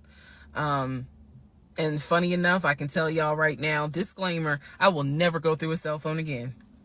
You cheating piece. So anyway, So one day, this is mid-March, going like around March 20th. So we're heading in towards the end of the month. He was in the shower. Keep in mind, my mom is coming for a visit in April. So he was in the shower and he received a text message on his phone from a woman. The text message, because it was a preview. So the text message was something where if you didn't know the context of the text thread, you could either go left or you could go right with it. So me being just curious, I opened up the phone, put the passcode in, read the text, then read the thread. Come to find out, it was a text from his aunt. His aunt and his ex share the same name. That's why I say it could go left or it could go right. Text was from the aunt. So I looked at the text, went through the thread, nothing in there. So I went ahead, X'd out of the messages. I see that he has Facebook Messenger downloaded. And obviously it shows you the number of unread messages in the icon. So it showed that he had like 5 unread messages. So I clicked on it, just being nosy. And what do my wondering astigmatism eyes see? So Let me just stop here and say, I will never forget the words that my grandmother told me. She told me this constantly, so it ain't like it's one time. Child, don't go looking for nothing, because you gonna find it. Now, if you ain't ready to find and see what it is you're looking for, I advise you to stay out their phone, their computers. Don't go rambling through no drawers. Because if you go looking for it, you gonna find it. I mean, that's what my grandmama told me. Let's just see what she found, honey. His Facebook Messenger is about 7 women. I can see their profile picture and I see their names. Some of them had a preview. The ones that he had not read, I could see the preview of the message. One in particular said, "When are you gonna come get this?" Y'all know what I'm talking about. So I clicked on that one first. And I'm reading through the thread. And so she's saying, "When are you gonna come get this?" But earlier in the thread, or further back in the thread, he had asked her, "When are you gonna give me?" And she said, "When lockdown is over." So from what I could piece together, he had not yet physically gotten with her. But had there been no COVID, oh, he would have smashed all day, every day. That's still disrespectful and cheating. And I hope she don't come out her mouth and say something like, well, since they ain't physically got together, that he wasn't cheating. Because I wish, oh, Lord. All right, come on, let's just listen. The other messages were innuendos, meaning the other messages from the other women were innuendos. They were not as graphic as the one between him and her. So I'm reading these messages, and what is interesting is that the person I am married to is not the person in these messages. Like, this man was on some nasty shit. And I say nasty not in a judgmental way, but in a, with me, he seemed to act as if I was damn near virginal white. And I clearly see evidence that you into some shit that with me, you acting like, nah, I ain't really into that. So, I confront. So what she's saying is, y'all, what she's saying is he was freaky deaky, leaky leaky in those messages. But with her, he just wanted to keep it bland, unseasoned. You understand what I'm saying? He ain't giving her his best, honey. He ain't flipping her over, rolling it, and licking it all and stuff like that, child. But he's saying that in these messages, what he gonna do to these other women, honey. He just bland with her. I'm just going to tell you what's really going on, okay? Confronted him. I absolutely confronted him and was like, what the fuck is this? If 2 + 2 is 4 and 5 + 5 is 10, what the fuck is this? And so he did not, oh, that ain't what happened, blah, blah, blah. Instead, what he hit me with is, man, I was just playing around. Like, ain't nothing happened. I shouldn't have said all that. I can't stand for these ninjas to be. That's one of the weakest excuses. I was just playing. I'm just entertaining it. It was just for fun. Are you freaking kidding me? So then if you can have a little fun, so can I. Because I would love to get behind a text message and write some shit that's just on my mind to some random fine ass man that I ain't gonna never see. Let me go and live out my damn fantasies. Okay, here we go. I can't wait till you suck all my juices that's flowing all up in me right about now. And I just want you to lick it and tickle it and suck it and rub it and flip it down, baby. When? I'm trying to tell you. I can't stand what they said. Oh, I was just playing. I wasn't gonna never carry nothing out. I was just doing that just to pass time. Oh, what a little fun. Shall we? Shit. I'm telling you, not on my watch. Don't get me started, because I'm gonna live out some fantasies in this phone. You hear me? I don't care who on the other end. Somebody gonna get some juicy shit. You hear me? But I was just flirting. It ain't mean nothing. I don't even know that girl. I was just flirting. Oh, and so I'm like, is this what you into? And so he was like, no, it's not what I'm into. It was just stupid. It was stupid because I shouldn't have done it. So I'm going to be honest with y'all, because I've been honest all this time. What pissed me off the most was that here I am as a woman behaving, trying to do the right thing by him and this marriage. And you mean to tell me you out here offering your ding-a-ling to random chicks that you don't even know? Yeah, Teesa, that's what he was doing. I was more angry at the fact that I'm like, dude, do you know how much I have turned down?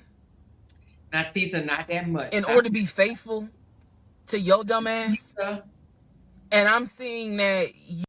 Now, did Teesa look different, or is she the same person that turned down all this extra?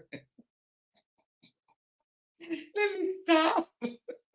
You basically are out here acting like you got Skittles taste the rainbow. I was hurt. I was angry. Well, Teesa, you should have told him that it's your turn. I would have been like, oh, it's okay, baby. Let me try. Let me see how much joy I get out of doing this. We both would be in here enjoying tricking folks and just passing time. Let me see how it feels. Hubby, bae, boo, honey, girl, bye. Child, please. My turn. I thought about getting my lick back. I'm just being honest. I did. And he played it off like it ain't nothing serious. It ain't nothing serious. Don't overreact. Don't get emotional. It was just dumb. He was like, I will delete the messages. I'll even delete Messenger. And I told him, I was like, that's really not good enough, because that's not going to fix the root of the issue. So this is where I introduced that we need to do marriage counseling. He didn't have any issue doing marriage counseling. We did not do premarital counseling, but he was like, that's fine. He was like, I don't have no problem doing marriage counseling, because if anything, it can help us. So I thought that, okay, he may not have physically cheated, from what I could see on the messenger. He may not have physically cheated, but he damn sure got caught, doing a little something, because they had exchanged pictures. So y'all know what pictures he sent. And I was disappointed, because I don't like men that send those type of pictures. But anyway, that's another issue. So we agreed that we would start marriage counseling. We also agreed that we would put on a united front when my mom got there. In other words, we were not going to argue. We, let's just act like everything is fine. But at that point, when my mother arrived in April, I could not stand him. See, let me tell you something. See, we different. I can't put on no united front. like everything is fine. Hell no. If we ain't gelling, everybody around me gonna know we ain't gelling. See, I know some of y'all different, and that's fine and dandy. But I ain't about to be putting up no front just because my mama coming. If my mama come, she just gonna have to see whatever she see. Like, you know, I'm not about to put up no front like everything is just fine. If I ain't fine with you, honey, I ain't fine with you. I did not want to be, but we couldn't. He moved back into our bedroom because he had moved into the guest bedroom when I saw the messages. Like 3 days before she came, he moved back into the bedroom because obviously she needed to sleep somewhere.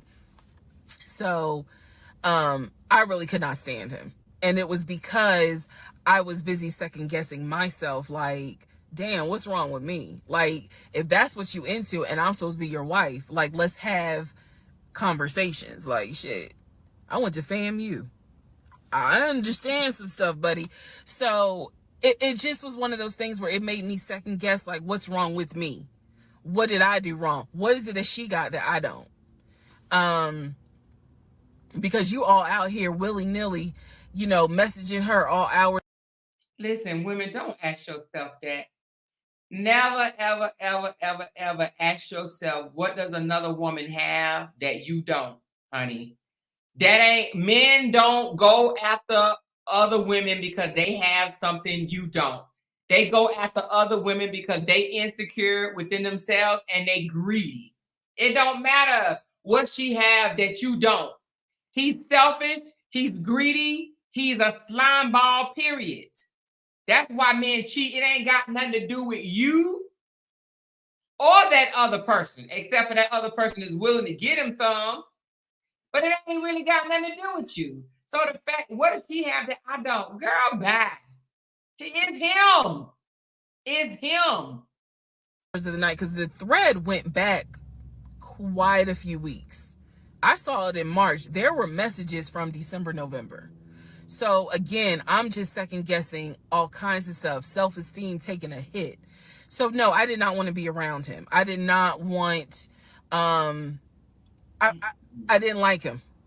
Period. I did not like him. I left. So why are you still with him?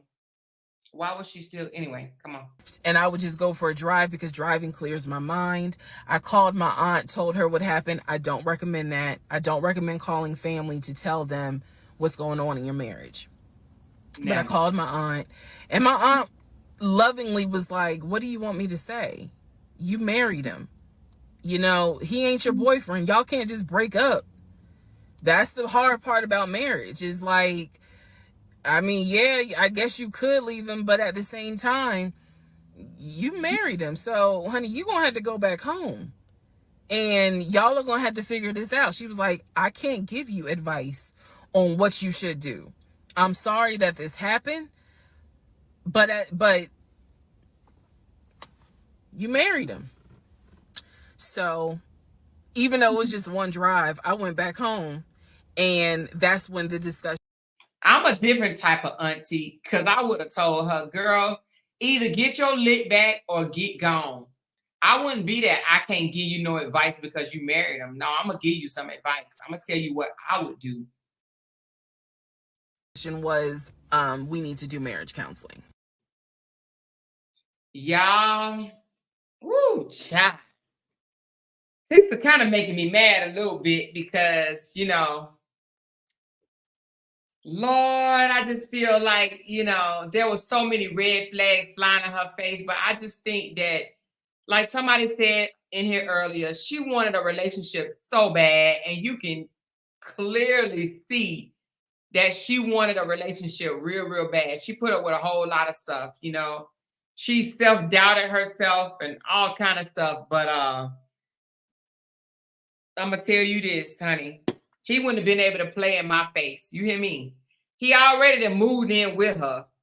And she talking about he went to the guest room because she still ain't got that house that he promised to buy her yet. So now he done moved in with her after meeting her for what, 2 weeks? A month? Less than a month? There's so many red flags. Now you see messages from females in his Facebook Messenger where you met him at, or something. You met him on Facebook. but you see messages from other females talking about when you gonna come get this, and then he tells you that it's just basically something to do, that he's just playing, don't take this serious, but yet he want to sit here and ask you, are you gonna be at home at a certain time? And your ex-boyfriend that came up to the house in the charger, you ain't even checked him on that. You ain't even told him that your camera ain't picked up no black charger. You ain't said none of that to him, Teesa. Somebody asked me, do I believe the story is true? I do. I believe the story is true, but I also believe that she knows that she made a lot of badass choices. I don't think that she's denying it. And I really do believe that she's trying to save the next woman. And I believe telling her story is a part of her healing journey. She was stupid for this man, okay? Which a lot of us women are for different men at different times of our lives, okay? Some of us may be a little stupider than the other person. But yeah, I do believe that she realized that she was, I don't even want to use the word stupid. She was gullible and, thirsty. I'm trying to think of another word. The writing was all on the wall and she excused it, okay? Sunshine said native. So I do believe the story. I believe her story. And I believe her story because if it ain't true, then she needs to be on somebody's big TV screen for real. But I believe the story because who gonna come out here and humiliate them? She's humiliating herself as well. She's not just humiliating this guy that she calls Legion. She's humiliating herself. If it ain't true, look how people gonna look at her. How dumb can you really, really be? She gave this brother way too many chances. Way too many. She overlooked too much. The writing was all on the wall. You know? So we're gonna stop there. Where were we? I can't remember the number. Do y'all hold on? Let me just see the number for tomorrow. Hold on a second.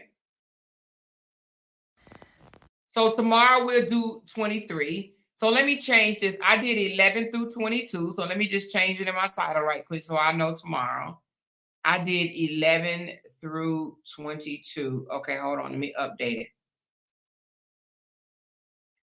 All right. So tomorrow we'll pick up on 23. Okay. It's getting good, y'all. It's really getting good. I hope that toward the end, she starts talking about, I mean, she's already done said it, you know, she hoped this is a lesson to other people, but I hope that she really gives some good lessons to stop other women from being able to put themselves in situations like this. You got to ask questions. And I know we want to be with a man and this, that, and the other, but a man, it ain't a man out there worth your dignity, your respect, your worth.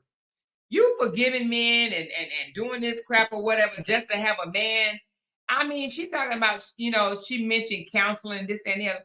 But what counseling gonna do? This man has totally disrespected you. He done lied to you. You know, how many houses did he promise her? Like, I just would not. She said, this is Carly all over, Amore. Who said that? This is Carly all over. No, I believe her. I believe her. I don't believe this is Carly, Adrian. I do not believe this is Carly. I believe this lady's story. I believe this lady's story. Okay. But we're gonna find out because we're gonna keep on watching it. I mean, if it's a Carly, I'll come out and tell y'all, God damn, this lady lied her ass off. I'd be the first to say that. But I believe, she said, let's take a vote. Okay, let's take a vote. Matter of fact, I'll do a poll right quick. Hold on, let me do a poll.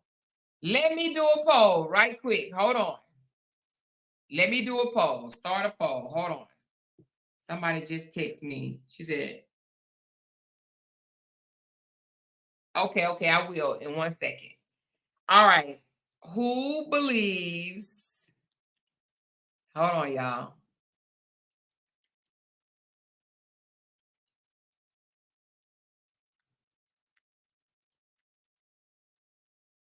Hold on. Wait 1 second.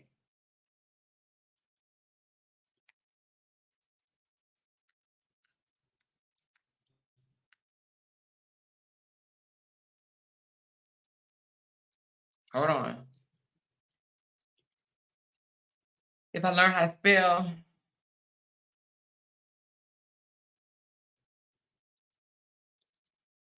Okay, I asked the question. Do you believe her story is true or not? If you believe it's true, just say yes. If you don't, just say no. I just started the poll. Tell me when it pops up. Hold on. Y'all already answered it. God dang. Y'all are not playing, baby. Somebody said she needs a doctor in order to be healed. No, not necessarily. She don't need no doctor. He might need a doctor. All right, let me see where y'all at. I ain't gonna end it yet. 84% so far has said 85 now. Okay, keep going, keep going, keep going, keep going. Oh, wait a minute. Y'all shifting. Y'all shifting. All right, I need a couple more people to do the survey. I only got 39 votes, y'all. Come on now. I just did a poll. I got 177 people in here, only 40 votes. Come on, y'all. Let's get them in. Let's get them in. 42 votes. Come on, vote. I need y'all to vote. I need y'all to vote. Come on now. I only got 42. I know y'all see it. Don't put it in here. I did the poll. Did it show up for y'all? I don't know if it, how does it, is it showing up? It's showing up for me. I don't know if y'all see it. It's on YouTube. I got 43 votes. She said she needed a doctor if she kept believing all those nonsense. I don't believe that she believed it. I believe that she was desperate. Some women will stay with their man because they don't want to start over. They don't want to be lonely. They don't want to be by themselves. They don't, they think they got the best thing since sliced bread. There's a whole lot of reasons why people will stay with that bullshit. Some people believe like once you've married forever. The old thing or whatever. You just got to stick with it and deal with it. I see 51 votes. Come on, y'all. I need y'all to get them in. I should have 100 votes already. It's 172 people in here. I should literally have 100 votes. Are y'all behind? I'm gonna let y'all. Joyce said, I believe her story is true. Joyce, oh, you on YouTube, you on Facebook. Okay, yeah, I just clicked Facebook in, y'all. I only got 51 votes. Okay, 53. Or somebody must have just deleted it. Okay, 53.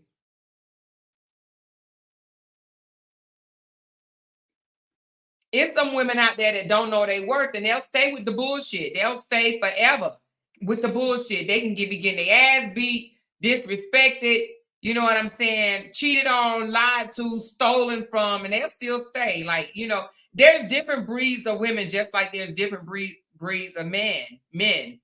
I'm just one of those women that I'm not standing no bullshit. I'm just not. There are women that will though, because they are so afraid of getting out there and starting over and trying over. Listen, I ain't afraid of starting over, obviously. Obviously. But some women are terrified. They say, oh my God, and if I lose him, I'm going to be by myself forever. Well, honey, I just got to take that damn chance. I see 57 votes. Come on, y'all. Are y'all up? It say 175 in here. Come on, y'all. Just put in the votes. I know I ain't got that many bushwashers. watchers. I see 57 people voted. She said, y'all got to realize it's so many women want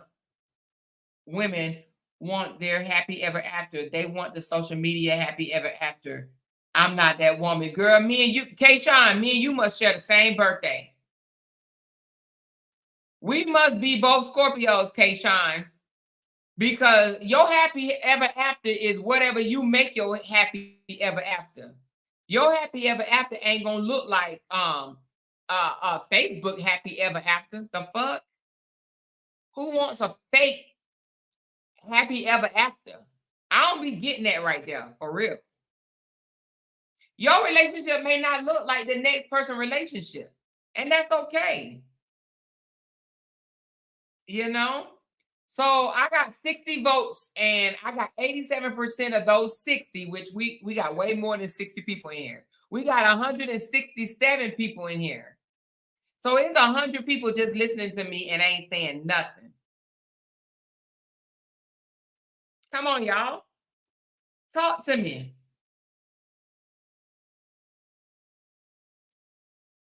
She said, the more you should have had on there, not sure. Okay. All right. I should have. Can I edit it? So 61, let me see.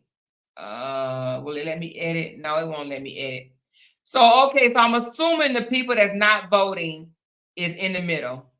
Is that what it? So we got 100 people that's just sticking in the middle. They're not true. They don't believe it or don't believe it.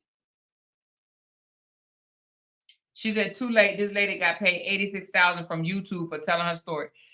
Now, from what I heard, she said that's lies, Brian. She said people that's saying that she made $80,000 is not true. She said they may be asleep. You think 100 people fell asleep on me? I talk too loud for people to fall asleep. All I'm saying is, she said, can we say half true, half fake? Well, 86% said they believe it and 14% said they don't. You know, my thing is this. I do believe that she said I'm in the middle. Okay, I see. Wait a minute.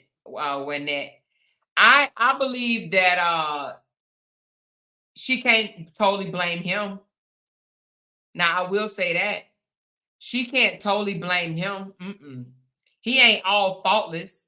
We can't sit here. The writing can't be all on the damn wall and we just blame the man all the time.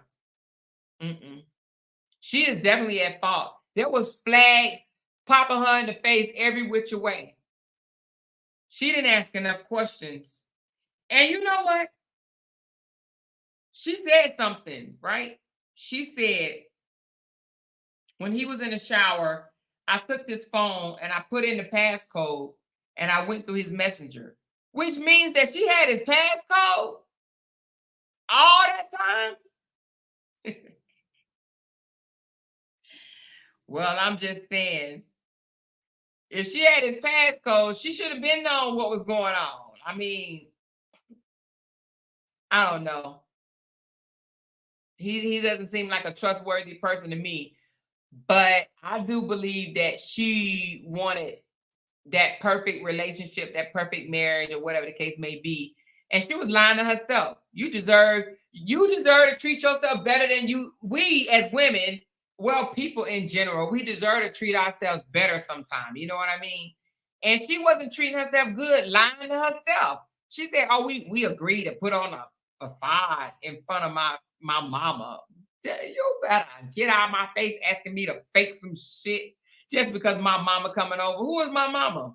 I'm supposed to be trying to impress my mama for what reasons? No. Hell no. I remember a time my mother-in-law came and Jay and I got into it and I said, I'm done.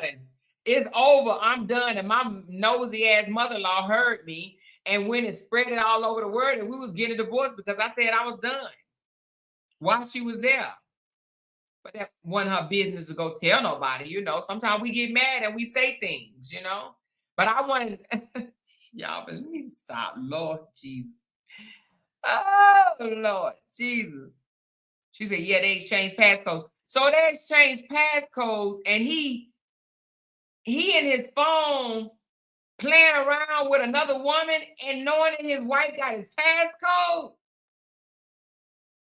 That's just so disrespectful on every level. Disrespectful. Oh, don't be taking it so serious. We just playing. Okay, well, you play, let's play. Let me show you how to do it, Legion. Because apparently you don't have it right. Let me show you how to do it the Amora way. Sit down and take this lesson. Fuck you mean? That's what I would have been doing. Honey, let me learn from the teacher, baby. All right, we got 73 people voted. 85% say they believe it, 15% say they don't. So next time I do a poll, I'm gonna do in the middle because it seems like apparently a whole lot of y'all are in the middle. Tinkers, girl, I'm for real, honey. You better learn from the master, the teacher, baby. You ain't about to get one over on me. And I'm not gonna try it out. I want to know how much fun that was. I know how much fun you had catfishing somebody. You hear me?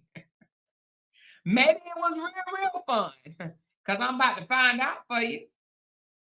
Yes, indeed. You ain't about to just have all the fun. Hold on, let me see. Oh. No way, honey. He's not about to have all the fun. She says, I tell you now, I am not an incredible witness. My mama know me, baby, but she gonna know you did something wrong. She said, one thing, well, a few things we agree on. We love our breed, and we all think Amore is the GOAT, and nobody better mess with our girl. And that order. Hey, Jessica Cook. She said, hey, chat. She said, a case of saying it wasn't him instead of him saying it wasn't me. She made too many excuses for him. That part, Joyce. Too many excuses. She said, good, you so damn crazy. But Tinkers, I would have taught him a class. You hear me? I would have taught that brother a class, baby, for free. You gonna catfish people while you married? Let me show you how to do it. You know, since he want to see and say, don't take it serious. Now calm down. It ain't that big of a deal. I can erase it if you want me to. No, bro. Keep it. Let's have a competition. Okay? The fuck? She said, do you really want to know the truth? Do I? Are you asking me if my man was cheating, would I want to know the truth? Hell yeah, I want to know the truth. And not necessarily do I want to know the truth. If you're asking me that, I don't know if that's what you're asking me, Brent. But if my man was cheating on me, do I want to know the truth? Do I want to know the truth just to know he cheating or not? Well, let me take it back. Do I want to know the truth in order for me to make the decision to stay or leave? Not necessarily. But do I want to know the truth so I know what my next move need to be? Yes. Now, I'm not going to sit here and say if my man cheats, I'm going to automatically leave. I'm not going to say that. I might and I might not, but I can't say what I'm going to do. But what I will say is I match energy. Okay? I match energy. So, yeah, I match energy. So I would want to know the truth so I know what type of energy I need to give. But I can't sit here and say I'll leave or I won't leave. I don't want to be one of them women to say I'll leave. I might leave, but I might do some stuff before I leave. Who knows? Now, am I gotta get my lit back type of person? You absolutely goddamn right I am. I'm getting my lit back. It ain't too many times I'm brushing shit off my shoulder. No, I'm getting my lit back. Then I brush it off my shoulder. But I'm definitely a get my lit back type of person. I am definitely a get my lit back type of person. Now, that might be the immature part of me, but I'm going to get my lit back for sure.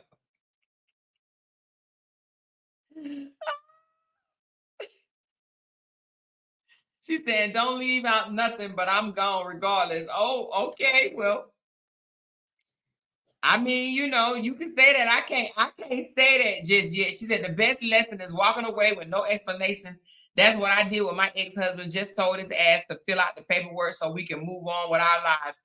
That MF was told up. Yeah, girl. Well, you know what? I can't sit here and say I'm gonna leave without saying nothing. No, I'm gonna say something. You gonna know. You gonna feel it. You gonna regret it. She said it's true. YouTube did say they paid her $86,000. You maybe should look it up yourself, but it's true. Do your research. Oh well, damn, Brian. Tell me, then, girl. Tell me. She said, do your damn research or more, huh? Okay, then, Brian. I'm just saying, I don't think she made it because 86,000. She ain't even been telling the story for a whole damn what? It's only been out for a few days, and it takes 30 days for us to get paid. So I mean, I'm sorry, Brian. I'm sorry, girl. She said, do your damn research or more before you come on here running your damn mouth. She said, B. Don't settle down into something sometime after 40 when that thing isn't as strong anymore. Oh, she said men don't settle down into some men, some. She said, good night, ladies. I'm about to give my pillow some head and my sheets some ass. Girl, go on and get it. Go on and get it, girl. And listen, spit on the mic while you're at it then, girl. Spit on the mic. She said, oh, yes, I want to know. Do you guys know how many cases of HIV and gonorrhea, the clap, trick, crabs, and lice that people can come in contact in the clinic with? We all need to know. It can mean your very life. Child. She said it's not true, so that's what I'm going to believe for now. What's that case, Sean, that she hasn't got paid? I don't know, child, but I guess. Okay, so 85 people voted, and 84% say they believe the story, 16 says not. Now we're gonna finish the story, but not tonight. We're gonna cut it off tonight. We're gonna start back tomorrow on episode 23. Y'all, please make sure y'all thumb up this video. Let me see how many thumbs up I have. I only got 101. Can I get a few more, y'all? Can I get a few more thumbs up on this video?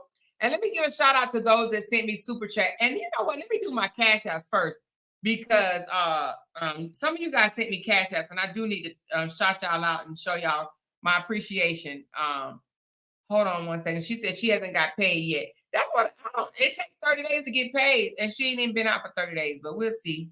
She says, I'm not a get my lit back type of person, but I want to be. Wait a minute, you said I'm not a get my, hold on, let me see what you said. I'm not a get my lit back type of person, but I be wanting to. But seriously, I don't feel the need to get my lit back, but I don't let disrespect slide either. I hear you, Michelle, but I'm petty as a motherfucker. You know, let me tell y'all something. One thing that I absolutely adored about Brianna. Let me tell you. Now listen, y'all. One thing I absolutely loved, adored about Brianna is she was the queen of pettiness, baby.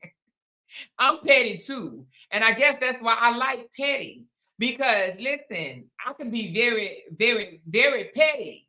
And getting your lit back, yeah, I can be petty with you. And I most likely will. So yeah, you do something. You're going to feel it when it comes to me. You're going to feel it. You're going to see it. You're going to say to yourself, okay, I know why. I know that I know where this is coming from.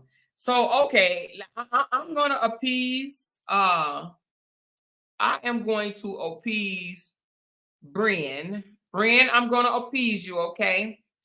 I'm about to look the YouTube Social Blade. Hold on, Social Blade. I'm about to look it up and see. What's the name of her channel? Can y'all at least tell me the name of her channel? Is it what's the name of her YouTube channel? Blade. I mean Brian. Tell me the name of her YouTube channel, if you will, please. Since you told me to look it up, I'm going to look it up. Just give me the name of her YouTube channel. And then I'm going to give a shout out to my top sponsors for this live.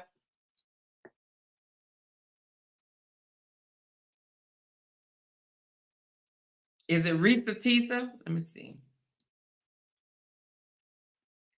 Let me see if that's it. I don't know if it's it or not, but nope, that's not it. Do you know the name of her YouTube?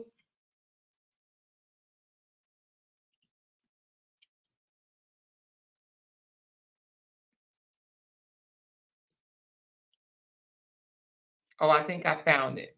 No, hell no. It's a whole bunch of Reesa Teesas.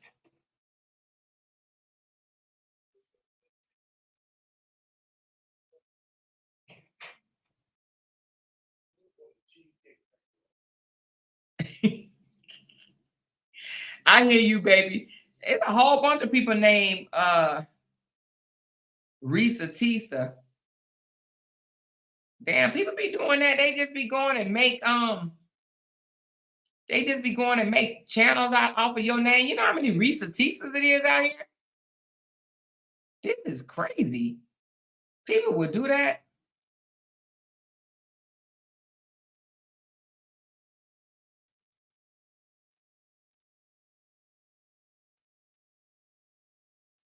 I know this is not her page. A lot of people got the same damn name. Can you do that? I didn't even know you can have the same name.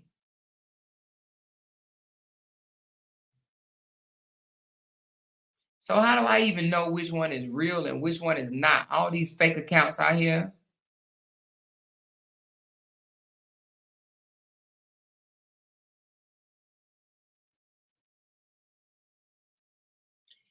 She said, if I had been played like that, I would be the hell. She said, if I had been played like that, I would be hella mad and crying out of hurt, stupidity, and anger. She never cried once while telling her story. I couldn't be that composed. But see, you don't know, that girl could have cried. Listen, sometimes, y'all, listen. Sometimes you get to a point where you are all cried out. You hear me?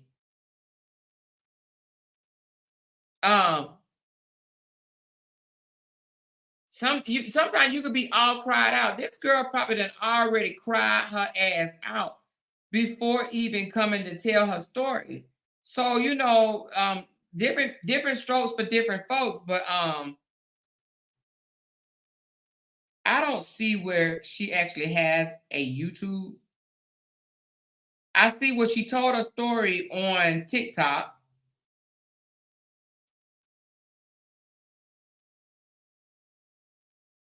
So I don't see where she has a YouTube. Hold on. But she could be all cried out already.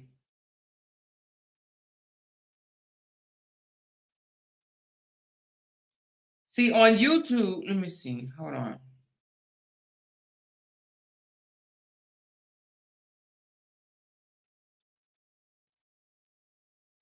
See, on YouTube, apparently these are a lot of fake accounts. It's a whole bunch of I'm looking at about, let me tell you, 1, 2, 3.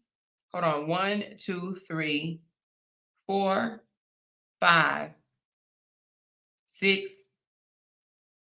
6 right off the bat. Reesa Teesa's accounts. So you don't even know which one is real. And I'm talking about, like, some of them only got like 12 subscribers, 6 subscribers, 27,000 subscribers, 1 subscriber, 270 subscribers, 95 subscribers, 17 subscribers, 201. So you don't know if these things are true. You can't. The internet is a motherfucker. You can't believe everything. But what I do know is,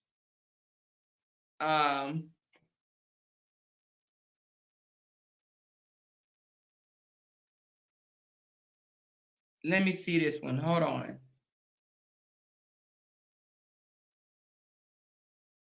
Let me see if she said this out her own mouth, because sometimes you gotta. So this is her. Hold on. Let me see what she said out her own mouth. I just Googled how much did she get paid, and they said she revealed it right here. The creator of the Who the Fuck Did y'all hear this? That has been all over TikTok. I do realize. Oh shit. This series has gone completely viral. Do y'all hear this? But I'm happy to see that people are having conversations about it. I'm happy to see that people are watching it. But more importantly, I'm happy to see that it is helping someone, even if it is just one person. That was the purpose of putting this video series up, to tell my story and to tell it detailed and in order. With that being said, I do have a public service announcement. The series, Who the Fuck Did I Marry? It's not something that you have to sit down and hold your phone and watch. I did it the way I did it, so that way you actually can listen to it. Thank you, Miss Foxy. Chapter by chapter. So, if you see this and you're like, oh my God, I'm doing 50 parts, don't worry. Simply go to my page, click on the playlist, and it will play in order for you. You can listen to all the times I made bad decisions. You can clearly listen to the good, the bad, the ugly, the embarrassing, but most importantly, the redemption and the forgiveness that I'm trying and learning to. Hold on, y'all. Can y'all hear this? Do not be dismayed by the fact that it's 50 parts. Think of it as an audiobook. That's how it was done. That's how it was recorded. Do whatever you need to do in your daily lives and just play it in the background. And if you still feel like this was way too long, she dragged it out, fair enough. But I challenge you to listen to the entire series. I challenge you to listen to it in order. A lot of the questions you have that you all are asking, they will be answered. If you still have questions at the end, I get it. And I understand. You guys be blessed. So this was clickbait because it said that she was going to announce how much money she made, but that video didn't say nothing like that. But anyway, I don't know if she came out and spoke about how much money she made, but I thought I saw somewhere where she said it was a lie, that it's a lie. But let me give shout outs right quick, you guys. Thank you, Miss Foxy Lady. I appreciate you. Let me give shout outs right quick because we're going into almost 4 hours. Y'all know, my video won't be making no money when it's long. Hold on, y'all. I gotta make some type of money. Listen, I got one more day to close out for the month of February. You hear me? Y'all came through this month because y'all know I was restricted. So y'all did a sister good. I do want to say that. But let me give a shout out to a few people. Deborah Lennon, thank you so much. She said, just because. Thank you so much, Deborah. I appreciate you from the bottom of my heart. Hold on. And Cheryl, I got 2 from you. I got 2 cash apps from you, Cheryl. Thank you so much.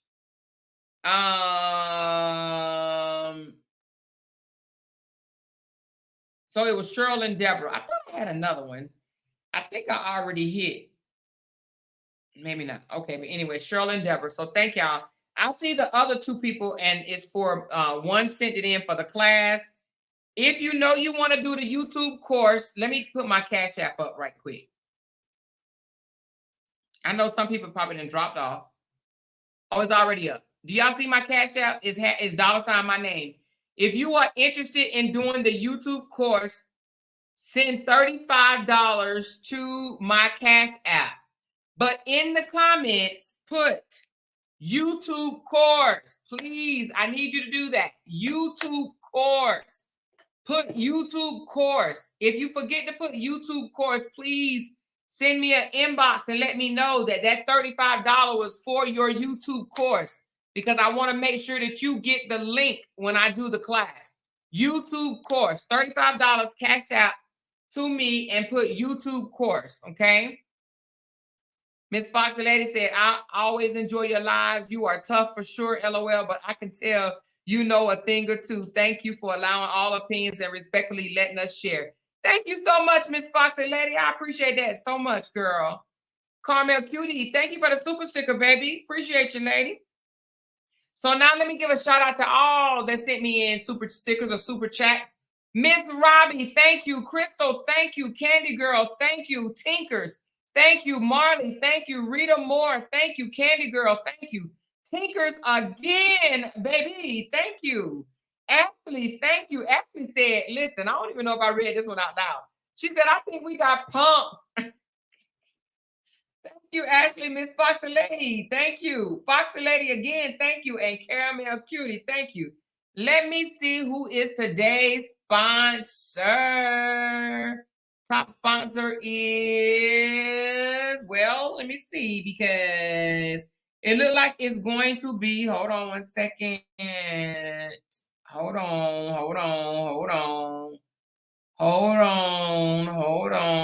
It looked like it is going to be Miss Deborah Lennon. Miss Deborah Lennon is the top sponsor for today's live. Miss Deborah, thank you so much, Miss Deborah, for being tonight's top sponsor. Everybody say thank you, Deborah. Thank you, Deborah. All y'all are my sponsors, but Deborah got the top sponsor for tonight, y'all. Miss Deborah Lennon got the top sponsor for tonight. Everybody say thank you, Deborah, for sponsoring this live. I'm gonna make sure I put you on the board. All right, I see y'all sending the $35 in. Okay. I know some people dropped off. Hold on one second. Hold on one second. Tomorrow we will pick right back up with episode 23. Okay. We'll do 10 to 15, depending on, what type of time we on, how much talking I do. So we'll pick up at episode 23. From what I'm hearing, it's 50 episodes. However, there's little episodes here and there that we also going to capture. Okay. But also, I don't know if y'all heard, she said, what's the $35 for? I must have missed it. If you are interested in starting a YouTube channel and you want to sit in on a class that I give, a live class that I give only for those that are interested in starting a YouTube channel, I will go over the basics, how to set up, what you need to do. That's for blah, blah, blah, blah, blah. And we'll share your page, help you get monetized for YouTube. Now, once I learn Facebook, I might be able to offer y'all a Facebook class, but I ain't there yet, honey. So we're going to let Brianna be Brianna is the expert over on Facebook. For YouTube, I kind of know a little something. I ain't no expert, though. I ain't going to never say I'm no expert. But I know a little something, honey. A little something. Just a little something, okay? But tomorrow we will start at number 23, okay? I'm going to end this live because we already over. We about to be at 4 hours. So I'm going to end it before 4 hours. Thank y'all so very much for tuning in. It was great. It was fun. Thank y'all for being interactive with this video. Tomorrow starts at 23. I'm going to end this live and I'm going to come back afterwards, maybe like 10 or so minutes. And then we'll do the raffle if you're interested in the raffle. If not, y'all know I fill the room. So if I fill the room and it seems like no one is interested, I'll shut it down and we'll do the raffle the next day, okay? All right, y'all. Good night. Love y'all. Bye.